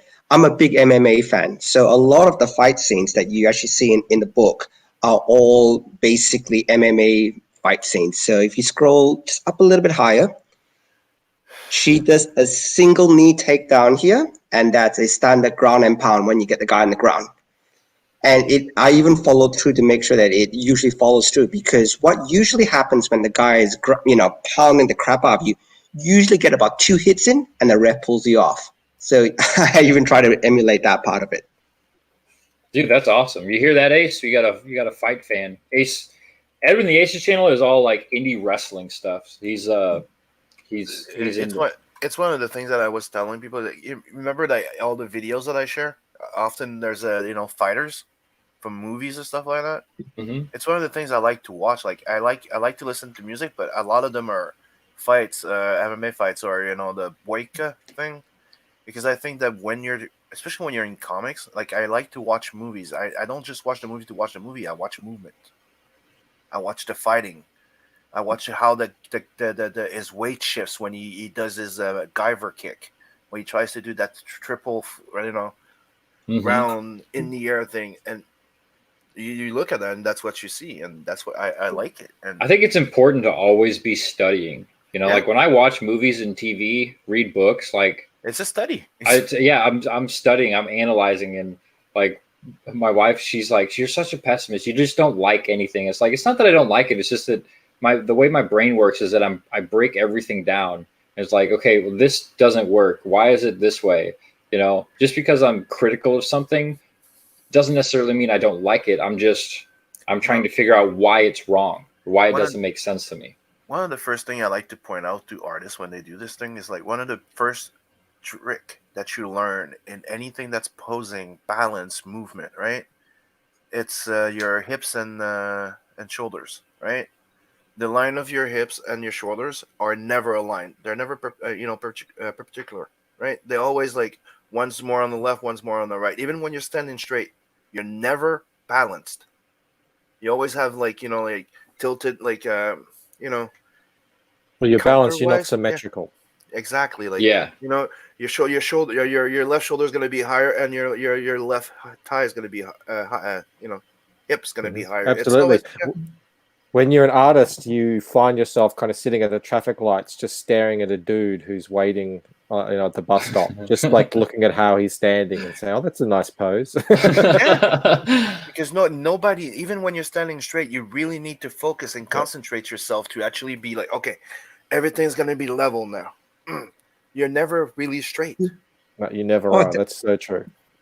And then especially if you throw punches or kicks, your weight shifts. If you want to throw a right punch, you shift your weight to your left leg so that you get more power in the punch. It's like when you're walking, right? Your left arm's in front, right? Your left, it's left and right. And it's the same thing when you're doing your weight shift, when you're punching, right? Your left foot's in front when you're getting ready to punch with your right. Dang. It's not the other way around, and that's some mistakes that a lot of people are doing, and that's why I keep saying, study movement, watch fights. You want to do fights, watch MMA, watch actual fights like choreography fights. Like that's such a really Chinese interesting fighting style. They call it shadow fighting, where basically the whole point about when you're like the old kung fu movies is that they can anticipate whether you're going left or right just by seeing your shoulder move or your leg move. And so there's one, so there's one show where basically this kung fu master basically practices so that he doesn't move his shoulders or he doesn't move his feet. And so when he gets into fights, you couldn't anticipate whether he was going left or right. And I thought it was fun. Dude, I thought it was really interesting. It's one of the first things that I did when because I practiced like boxing, kickboxing, judo, and a bit of Thai boxing, right? And the thing is, I used to always you used to go on the ring and you have that pose, right? You have that stance that you practice until, I turned into like a more of a Jet Li thing where it's like the straight arrow there. There's no pose. You're just straight. And the person looking at you trying to read you and he can't. And you're just like, come on. Dude, you got it off balance because you can read the guy. He's going to be shifting on the left, shifting on this. And you're just straight there, the straight line. And you're going straight at him. And he doesn't know what the hell you're going to do. And then you just rely on your reflexes. Oh, man, I'm going to share so many YouTube videos with you. If you like this stuff, there's so much stuff I'm watching. I'll just keep sending it to you. Oh, check this one out. Check this one out.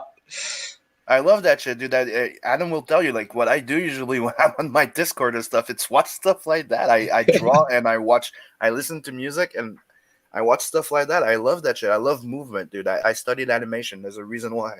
I love movement. Good morning, Rosetta. How you doing today? Yeah, if either of you are not part of Sims Discord, I highly suggest joining. It's a great little creative place to just kind of hang out, chill, away from the Twitter nonsense. There's usually always a few people in the voice chats just hanging out, working, bullshitting. Yeah, and sometimes we just like to watch a movie. We watch anime. Oh yeah, Sim's always watching fucking movies on there and shit and animes, and it's just a fun place to hang out. Yeah, and if you have questions, you need help, we're there, and everybody's helpful.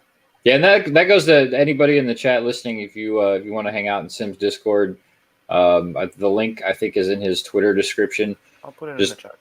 There you go. Drop it in the chat. Make it easy for me. Yeah, go join up, get a part of the Discord, come hang out with us, chill, relax, work, do like online studio sessions a lot of times where everybody's coloring or drawing or lettering, whatever it may be. It's only $100 a month. And that's right. It's only $150. It went up, Aaron. That's actually free. It's very free. George Peter Gassis says, I would be in on the advice show. Yes. Kino Subway says, don't do an Aaron advice show. And he has got a hate boner for you, Aaron. Yeah. Right, he says, I'd love to be on the show again once I have more to show. Yes, please. Just drop me that DM. Let me know. The mentality is quit it till you make it. Basically. Right, Aaron? Quit till you make it? Yeah, quit it till you make it. Quit till you make it, yeah. Keto Soba says, you're never really straight, Simon. Yep, that's Simon's quote of the day, I think.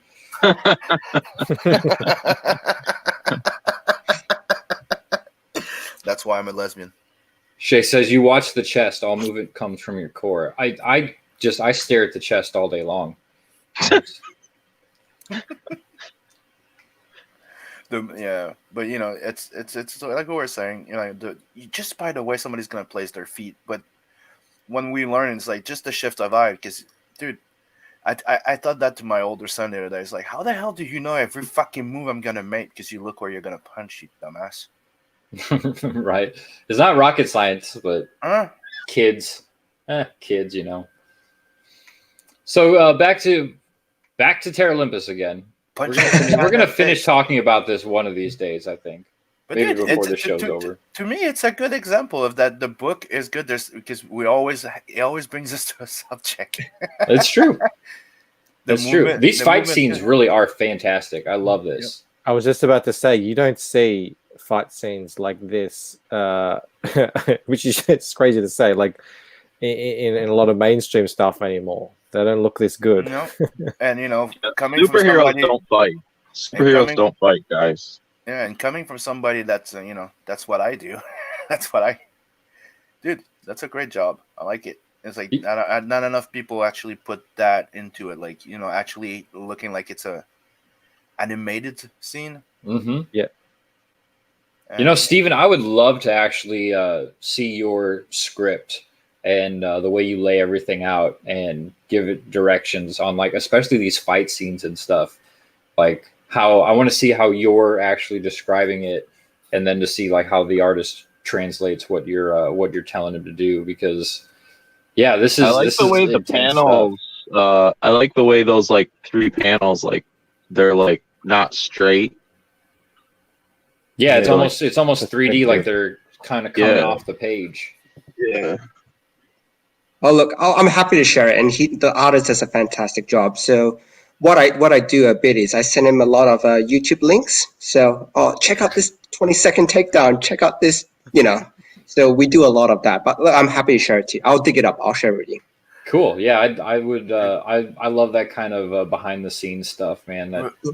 Rosetta just said, in wrestling, you have to stay balanced and stiff till they are super close. If you tip your hand, you will lose the fight. You got to be fast, and it depends which one of wrestling, because most of wrestling's fake. You're aware of it. Well, I think talking about real wrestling. I was talking about real wrestling, Greco-Roman wrestling, Olympic wrestling that I did. Grappling. Yeah, that's fucking awesome. I loved it. My favorite, like, out of all the martial arts I did, like I finally understood what Bruce Lee and Jet Li said. Like, dude, judo and mixed with Greek wrestling, close combat shit, dude, it's brutal.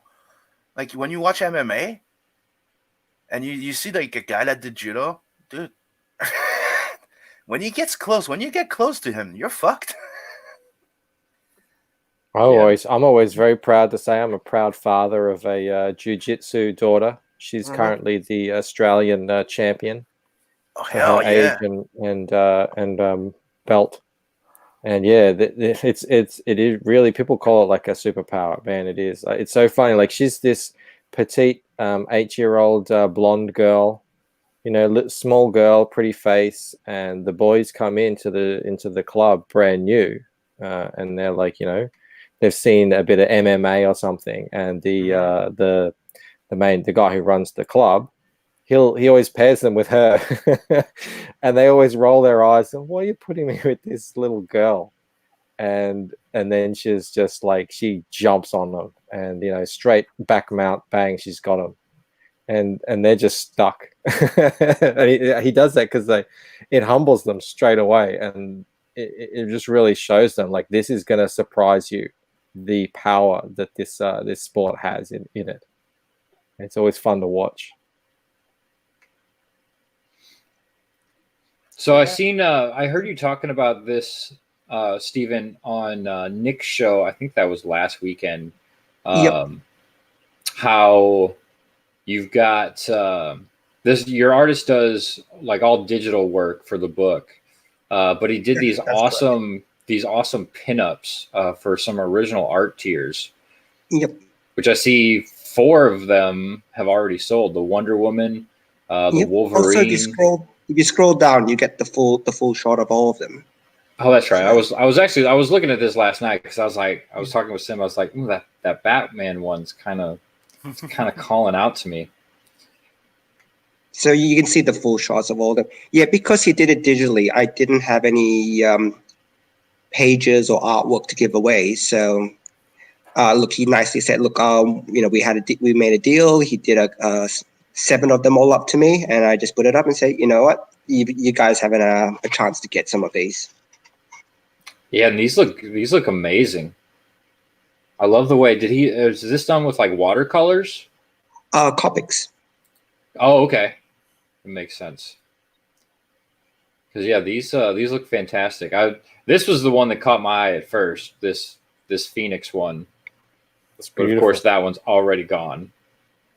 And I was like, ooh, the Supergirl one looks cool too. Oh, that one's gone. I don't know. I think it must be. I'm drawn to the nipples. The nipples are just they are like capturing my attention. I know. They won't let go. The Venom one's pretty cool though too. No nipples though. And of course, you got to get a Wolverine. This Wolverine looks badass too. Of course, it's gone as well. I love how thick his claws are. I do too. I love that. Those ain't fucking puny claws. Those are fucking blades. And then the Wonder Woman wasn't as appealing. I don't know why this one wasn't as appealing to me. She's not as pert.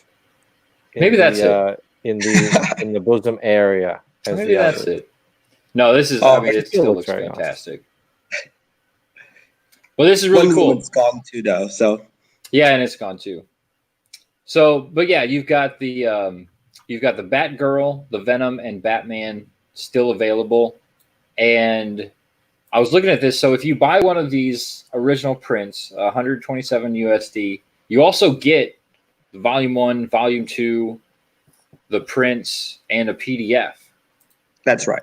So this is a hell of a deal, really. You get you get discounted original art plus everything else essentially for free. Yeah. So look, the main thing would be as well, I put PDFs with all the tiers because I know some people have always mentioned, look, sometimes I don't read the book. They prefer to read it on the iPad or whatever. So, whatever tier you get the PDFs. Yeah, you, I think, and I are of the same mindset. PDF is definitely not my first choice. I love having the actual book to read in my hand, but it is nice to have a PDF backup. If you want to take it on vacation, you obviously don't want to take your collectible comics, but you can take the digital copy, put it on your phone, your iPad, tablet, whatever, and still take it with you. That's my big draw to digital copies is that mobility of it.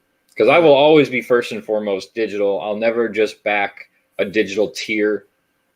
I want the physical book. If I want your book, I want the physical book. But I do like to have that backup PDF. It comes in handy more often than not. And I think it's a good thing too that like I did on my campaign. Like you can sell the digital, but give it with the physical. It gives an extra incentive to pay exactly extra money, right? Yep. So it's like for like $20 you get the digital. 25 you get the physical plus the digital. You just have to pay the shipping. Rosetta Allen says, men drawn to nipples. I'm shocked. Women are drawn to nipples too. Stop no lying. Kidding. No shit. Big boob representation. Absolutely. I'm sorry. Big no boobs boob. Are sweet. Big boobs are sweet. Regular no boob boobs, goes unloved around here. All boobs are loved here. Yes, we do. We love all boobs. But we like big butts and we cannot lie. Stop it, Sim. Jesus. I'm sorry, I can't lie. Oh. I'm gonna drive away all of our viewers. Tonight. Hell, brother. So you're at 2069 USD, 54 backers, and this is your first 30, right? Yeah. You're only 10 days in. Yeah. I 5 days in actually. I started last Sunday, so 7 days. Oh, okay. Oh, that's right. You launched basically with Nick. Yep. No, with Michael and Nick. So we did it on the same night. Okay. I know we compared the money that you made with the first campaign, but do you remember how many backers you had the first campaign? 37, I think. 37, 38. So you're pretty good to you almost doubled. So yeah. Yeah, look, it's been great. Dead, y'all. Yeah, right. Comicsgate's dead. Yeah, no, right? I mean that's just as important as the monetary amount, and especially in the anti-CG's eyes, oh, you're making more money with less backers. Yeah, but we're making less money with less backers. Hold on a second. We have more creators, more projects. They're all making 5K plus almost. Yeah. and that whole kickoff thing, that was the big event. That was the That was the big movement period of it. You know, that was the big explosion. I think it will eventually one day. We keep going like this, man. We're going to get back there, and it's going to be in not just like a big one-off explosion type thing. It's going to be, the campaigns that do that big kind of half-year-long promotion thing, and then the book comes out. Man, we're going to see some insane numbers over the next few years, I reckon. You can't forget that that all started with only 5 projects. Then after that, there was like 4 more projects sponsored by those 5 projects. Then after that, it got different. The game changed. Yeah.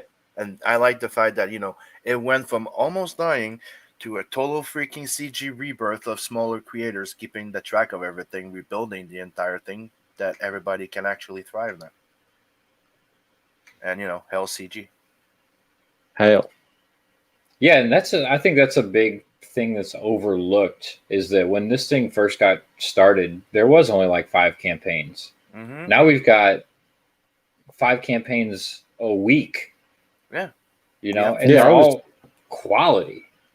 I started a show, Comicsgate Corner, which is a weekly thing. I'm still doing it, but it was just to be talking about what sort of new in Comicsgate, and it's becoming difficult to pick out 4 things to focus on because there's so much happening. Rosetta says, "I'm not drawn to nipples. I love having boobs. I love looking at men." What about men nipples?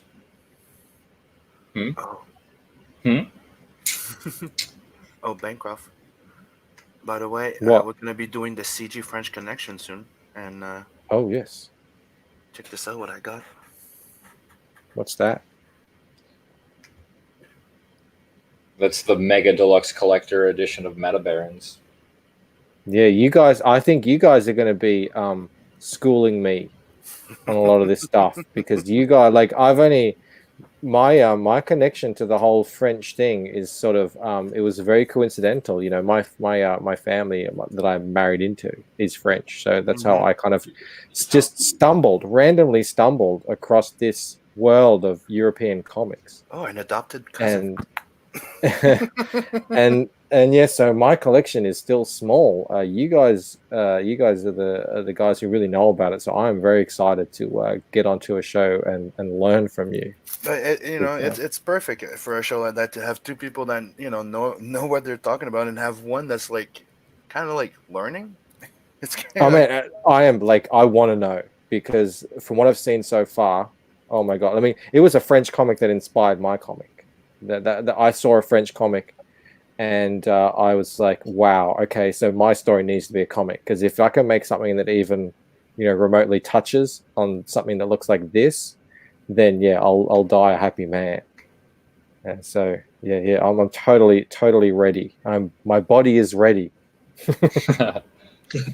I think that makes for an interesting dynamic. You got, 2 experts and one person who wants to learn. So you're constantly asking questions and getting the other 2 to dive into it and really get going. Kino Sogo says, "Oh no, Simon has started on Meta Barons." Meta Barons, one of the best goddamn comic book there is. I can mark that off my weekend woke up bingo card. Dude, I started a long time ago. I started making weekend woke up bingo cards. I need to sit down and I need to get back on that. We need to have a woke up bingo card and everybody can play along for shit like that. And we could do giveaways, dude. We could. You know what? Next week is our 50th episode. Okay, so let's do a giveaway. I'll do sketch cards and we'll do a giveaway.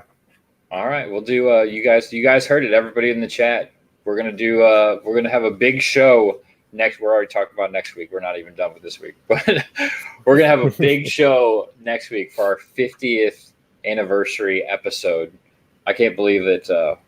I've never would I have imagined when I started the show that we'd still be going nearly a year and a half later and have 50 episodes under our belt. I think I got That's an achievement. I think I got a future best friend here with Hex Howland coming.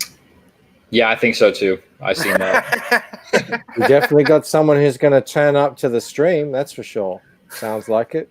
Yes, and find us on Discord because we like to talk about this shit there. Can't believe it's been that long. Time flies. Yeah, it really does, man. Dude, You know, Michael, it's you like- ought to come on. Can you draw on stream? Not really. I'm sitting here outside of my house. I've got this little weird cottage thing in our backyard. What he means is, could you do it on, like, if we invite you on Doodle and Chill and come draw with us? Well, the thing is, I'm on a laptop out here. I kind of bring it out. I don't have my setup and everything. That's all inside. I mean, I guess I could try and figure it out. It's just, I'd have to think about that. It's something You have an assignment. You don't need to do it for tomorrow's show, but keep that in mind because it's a great little place to hang out. And it's not a drawing stream, like like competition. Yeah, it's not competition. It's just doodling, having fun, chit chatting about shit doing like meta barons, art sketches. Yeah, well, it's definitely something that I've people have talked to me about, and I never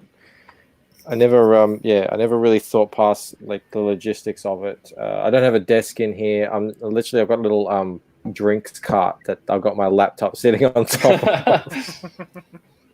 I think that's awesome. It sounds very quaint. I'm just hearing a lot of excuses. You can and you will. Oh, there's Aaron. There's the Aaron I've been looking for. I need to find a way. And so we all know that life finds a way. Yes, it does. So see, man, we didn't even get to. We got so off subject. We didn't even get to help feed Simon's meta baron habit. Yes, definitely help Simon pay for all the collected editions of meta barons. He wants every single copy. So this episode is titled "Joe Biden is a Racist." We didn't even start to talk about that. So I guess let's get into that for just a little bit here before we wrap things up. Yeah, there he is again. Simon has a disease. Hey, dude, I love comics, dude. I'm an actual collector. The hell are you talking about? How can you be a comic book collector and not have this type of shit? I've never heard of meta barons before. You have to send me some information. I want to learn about it. Oh my god, we don't even have enough. We do not have close to enough time. You just made the biggest mistake of your life. Oh boy. I'm not that bad, but dude, you're gonna fucking love it. It's Sim could probably host just a Meta Barons stream. We're doing it. It's happening. That's what CG French Connection is. We're doing a French comic, but we're starting with a fucking 3-hour special just talking about Meta Baron. Well, there you go. And I might even try and get Ro on because you also Ro's and when you bought it was for 2 weeks. Remember, Adam? Yeah, you wouldn't shut up about it. That was fucking awesome. I was like, great. Even Brian now bought himself a copy and he's not shutting up about it, dude. I know. Aaron getting a little spicy like the old days. The beard must be coming back. It's like one of the funniest thing I always says when he goes, what's one of the things you could tell me that would sell it to me? I'll go, okay, it's a lineage of ultimate warriors that go from father to son, right?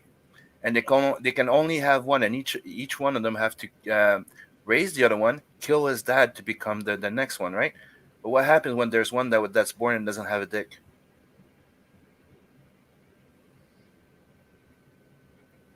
That's one of them. And for the people that don't know where it comes from, anything that's Meta Baron or Inkle comes from Jodorowsky's Dune. He worked years on making the first Dune movie. He got all the fucking team that ended up making Star Wars, Aliens, and everything. They all come from there.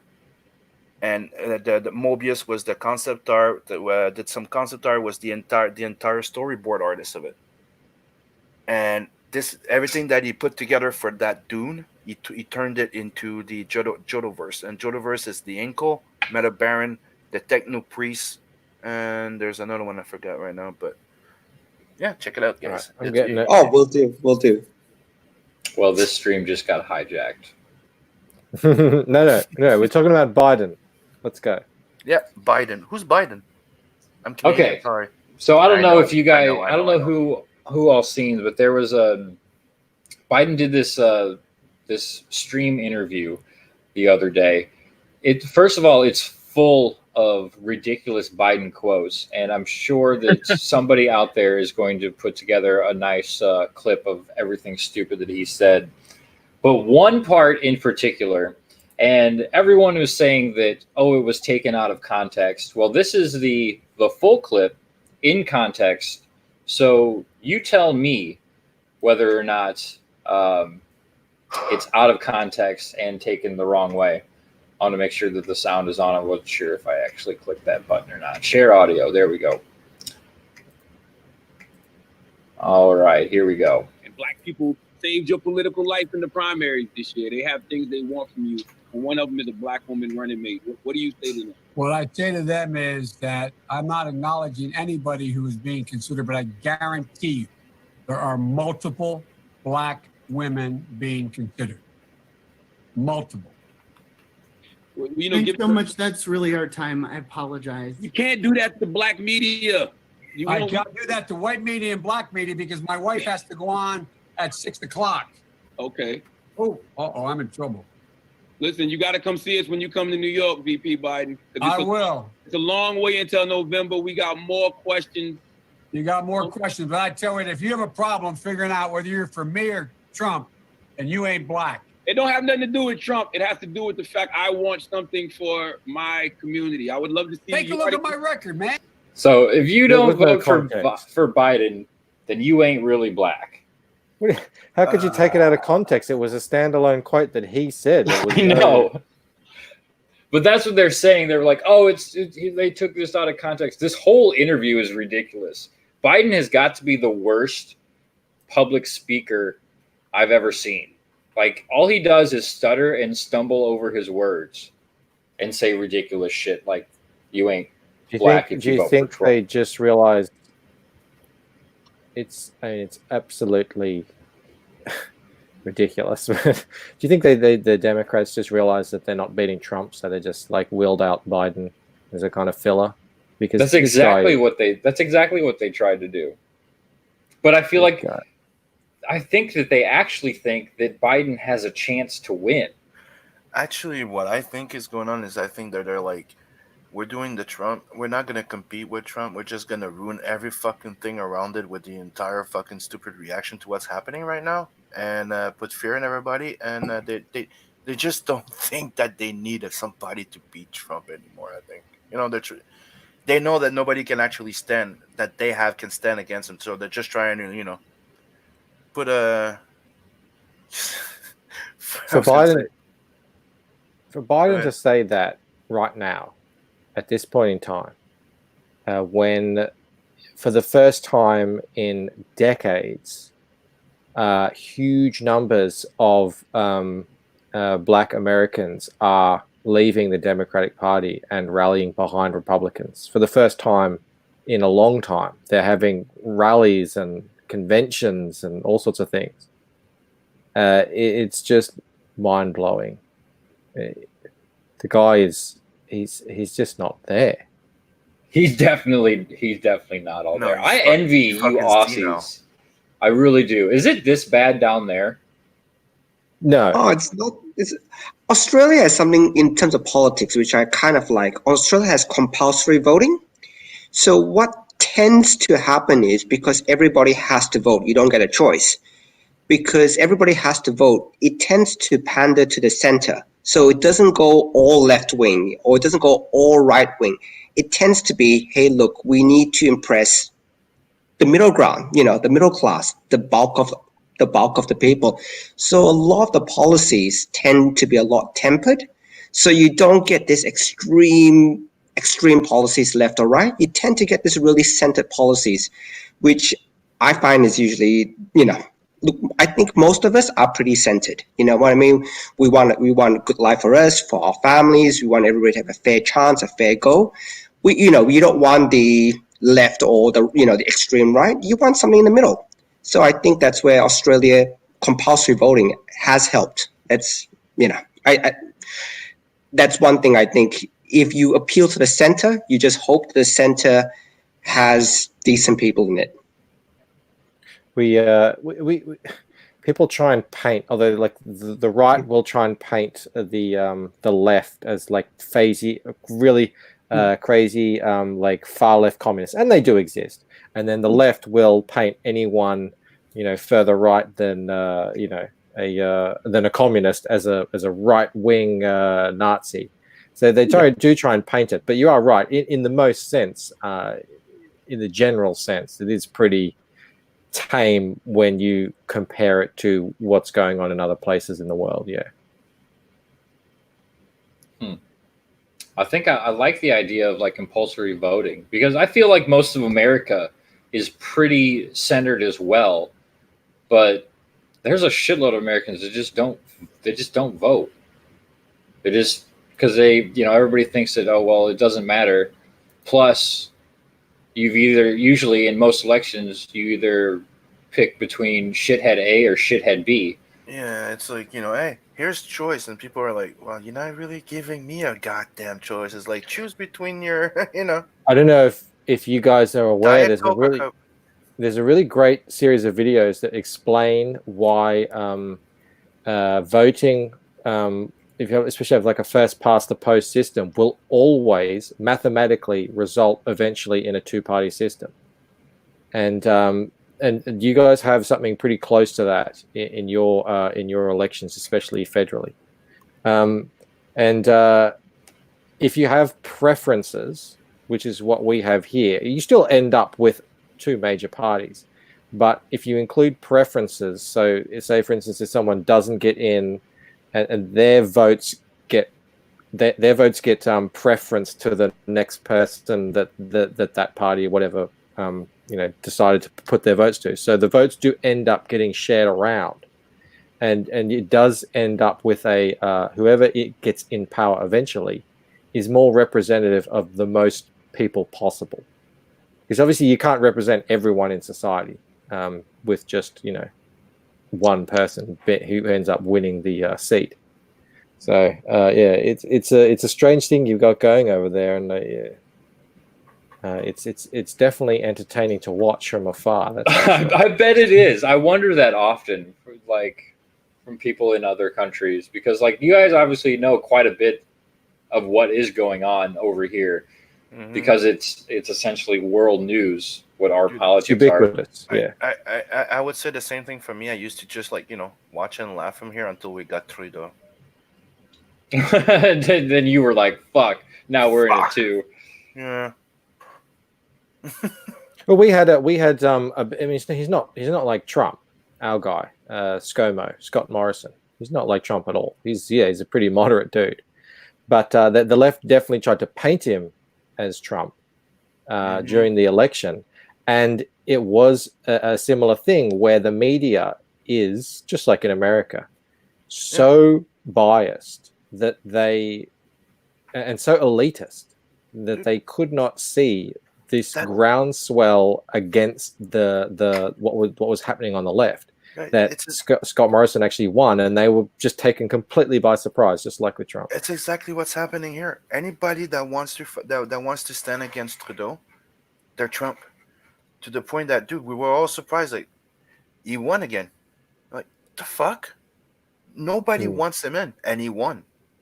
Because they also adapted the rule that the new refugee could go vote now. Ah, yes. Well, yeah. The what? Yep. All the refugees they could have a vote. Yeah.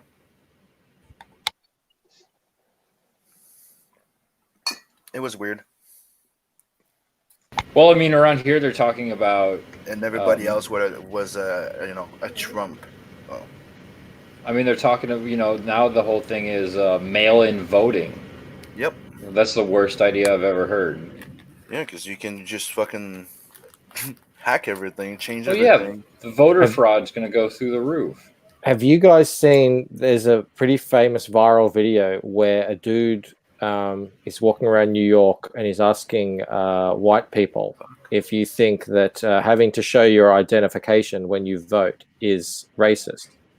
And most of the white people that he found were saying, yes, it is, because it's black people are less likely to have a license or something. And then he goes to black people in the same area and they're like, do you have a license? Every single one was like, yeah, of course. And as well, the white people were saying, black people are less likely to have the internet. Stuff like that. Dude, it's like the racist thing is like, oh, black people won't do as good in college, so they need to be graded in a different way to get into university and shit. Dude, That's more shit that Biden has said. Yeah. Yeah, and when they say that, they're the ones who were thinking that they're being benevolent, better, you know. yeah.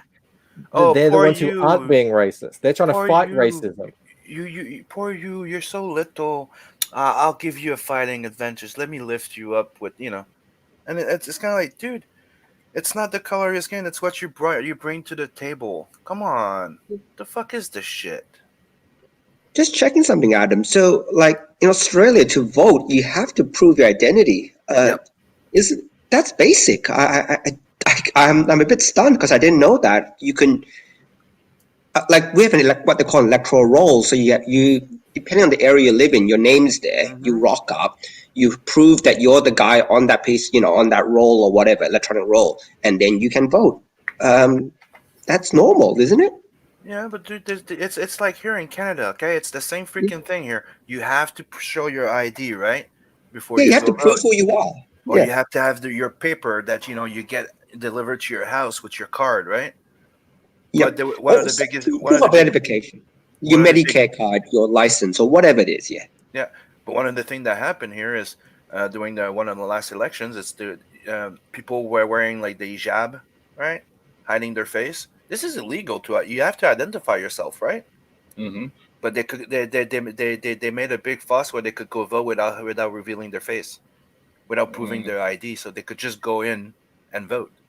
And everybody's like, "Well, hold on. How can you go vote and not prove your ID? It could be anybody under there."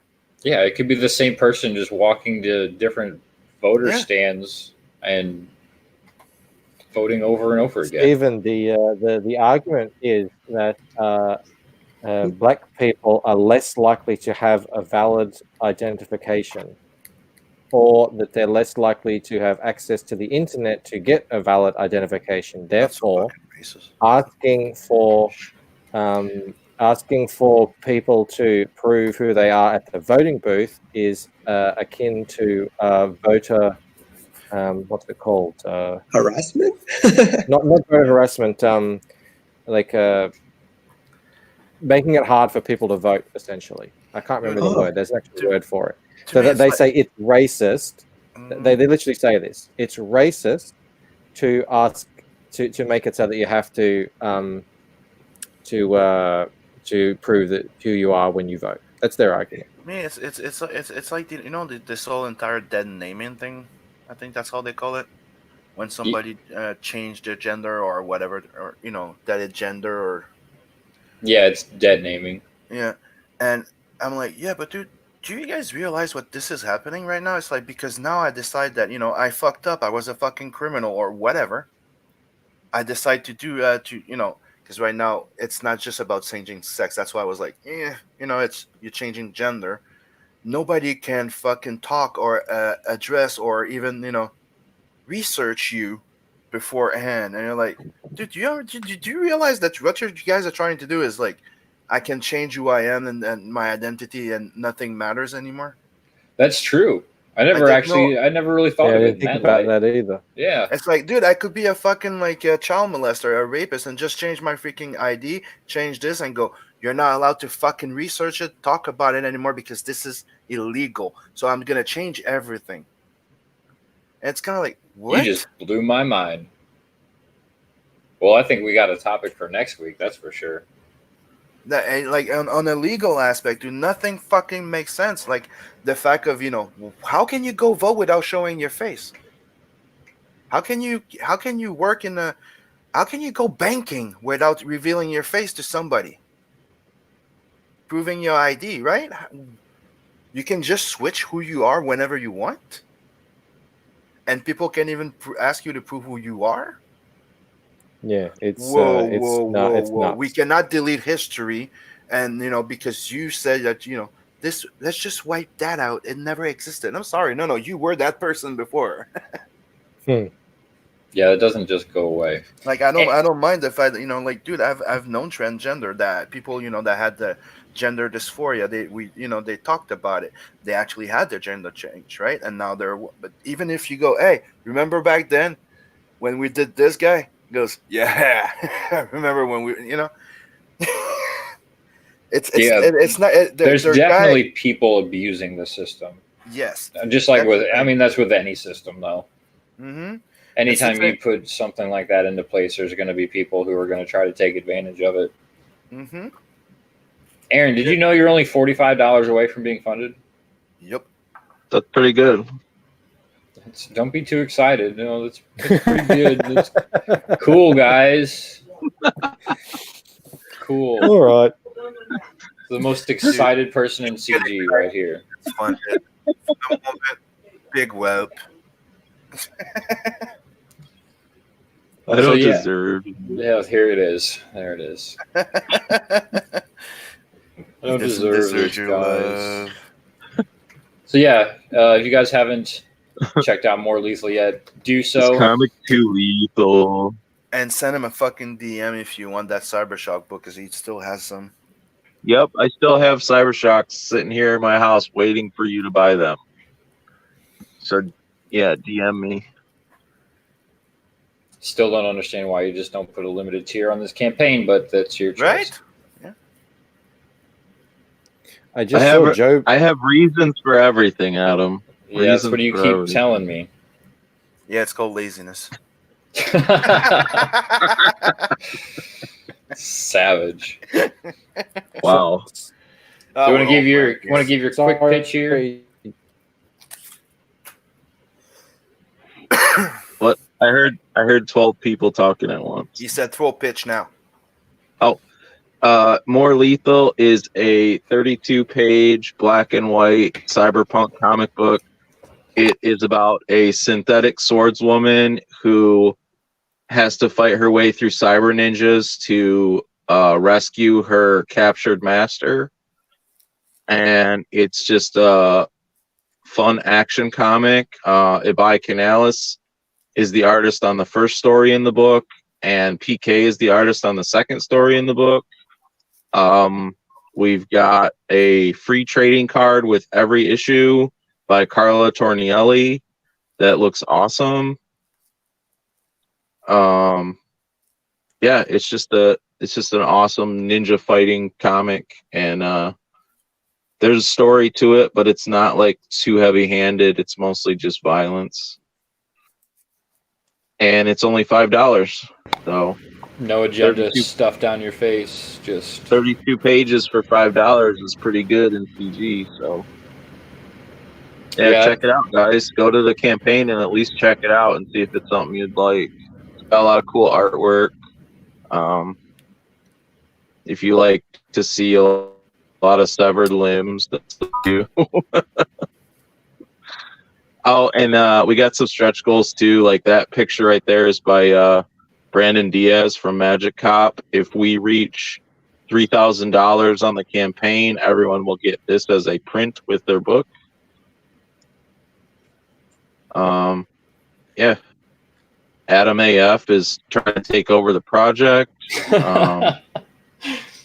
I see you finally gave me a credit in here. Look at that. Yep, I put you on there. Look at that.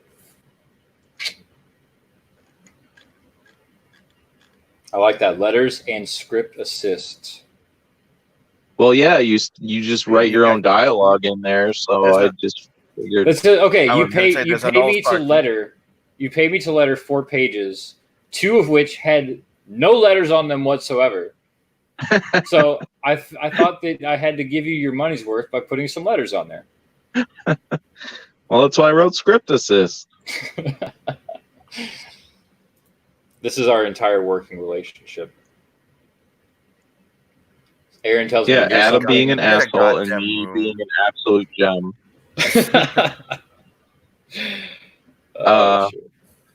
Yeah, and this is one of the first comics being put out through King Toad Comics. And King Toad Comics is Joe Ball, Sweens, and Shane Mess.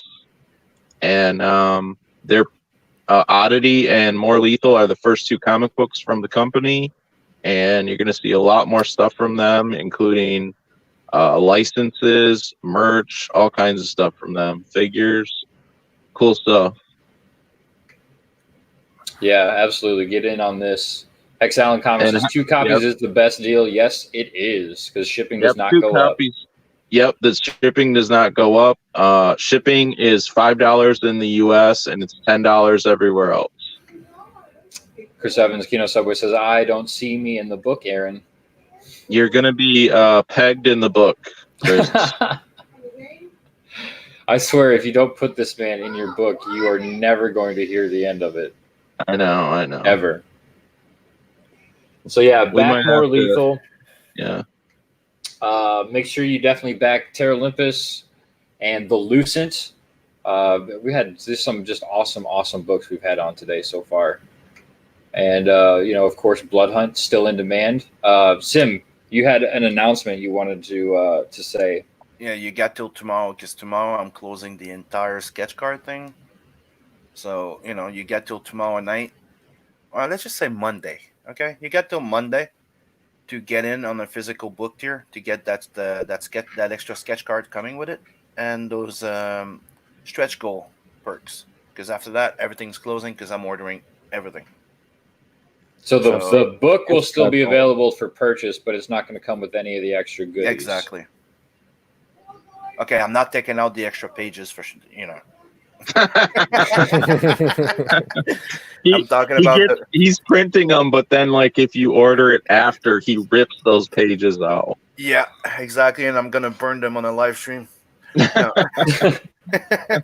if you want to go to the stretch card, because I don't want to miss one. If I'm not mistaken, there was the business card that people were getting. There was an extra print, the sexy print that I did. Let's see. Yeah, you got the 4 extra pages of story. It went from 40 sketch card to everybody gets a sketch card if you have a physical book. Yeah. So it's the business card, it's the extra print, and one of the gifts that I'm giving everybody. It's everybody's getting the bookmark that was just for the mailing, because there was a problem. We all discovered that they don't send email to our mailing list. So I decided, instead of just going back and just giving it to them and, trying to figure out who did or did not, I just went, I'm going to give it to everybody. So everybody's getting the double-sided bookmark of Vincent. Sim is hooking everybody up. Yep. Awesome. Kino says, I'm in Oddity, Aaron. I should be in More Lethal too. He says, pegged to death. Perfect. And Ryan Kitty says a little post-it note with Kino's face and name. I also got some silver metal Sharpies, metallic Sharpies, to sign all the books. So, make it look nice. Are you going to hand number them? Yes. Nice. Hell yeah. I remember I told you I would. I just didn't advertise it. It's a surprise I wanted to do for people. Oh. That's what the Sharpies are for. He's not going to sign them. He's just going to number them. I mean, that's just kind of like signing them. Mm-hmm. All right. Well, thank you guys so much for coming on and hanging out with us this morning. Stephen and Michael, it was great having you guys on and talking with you. I'd love to have you guys back in the future. Definitely before you guys wrap up and close. Definitely. It was great having me on.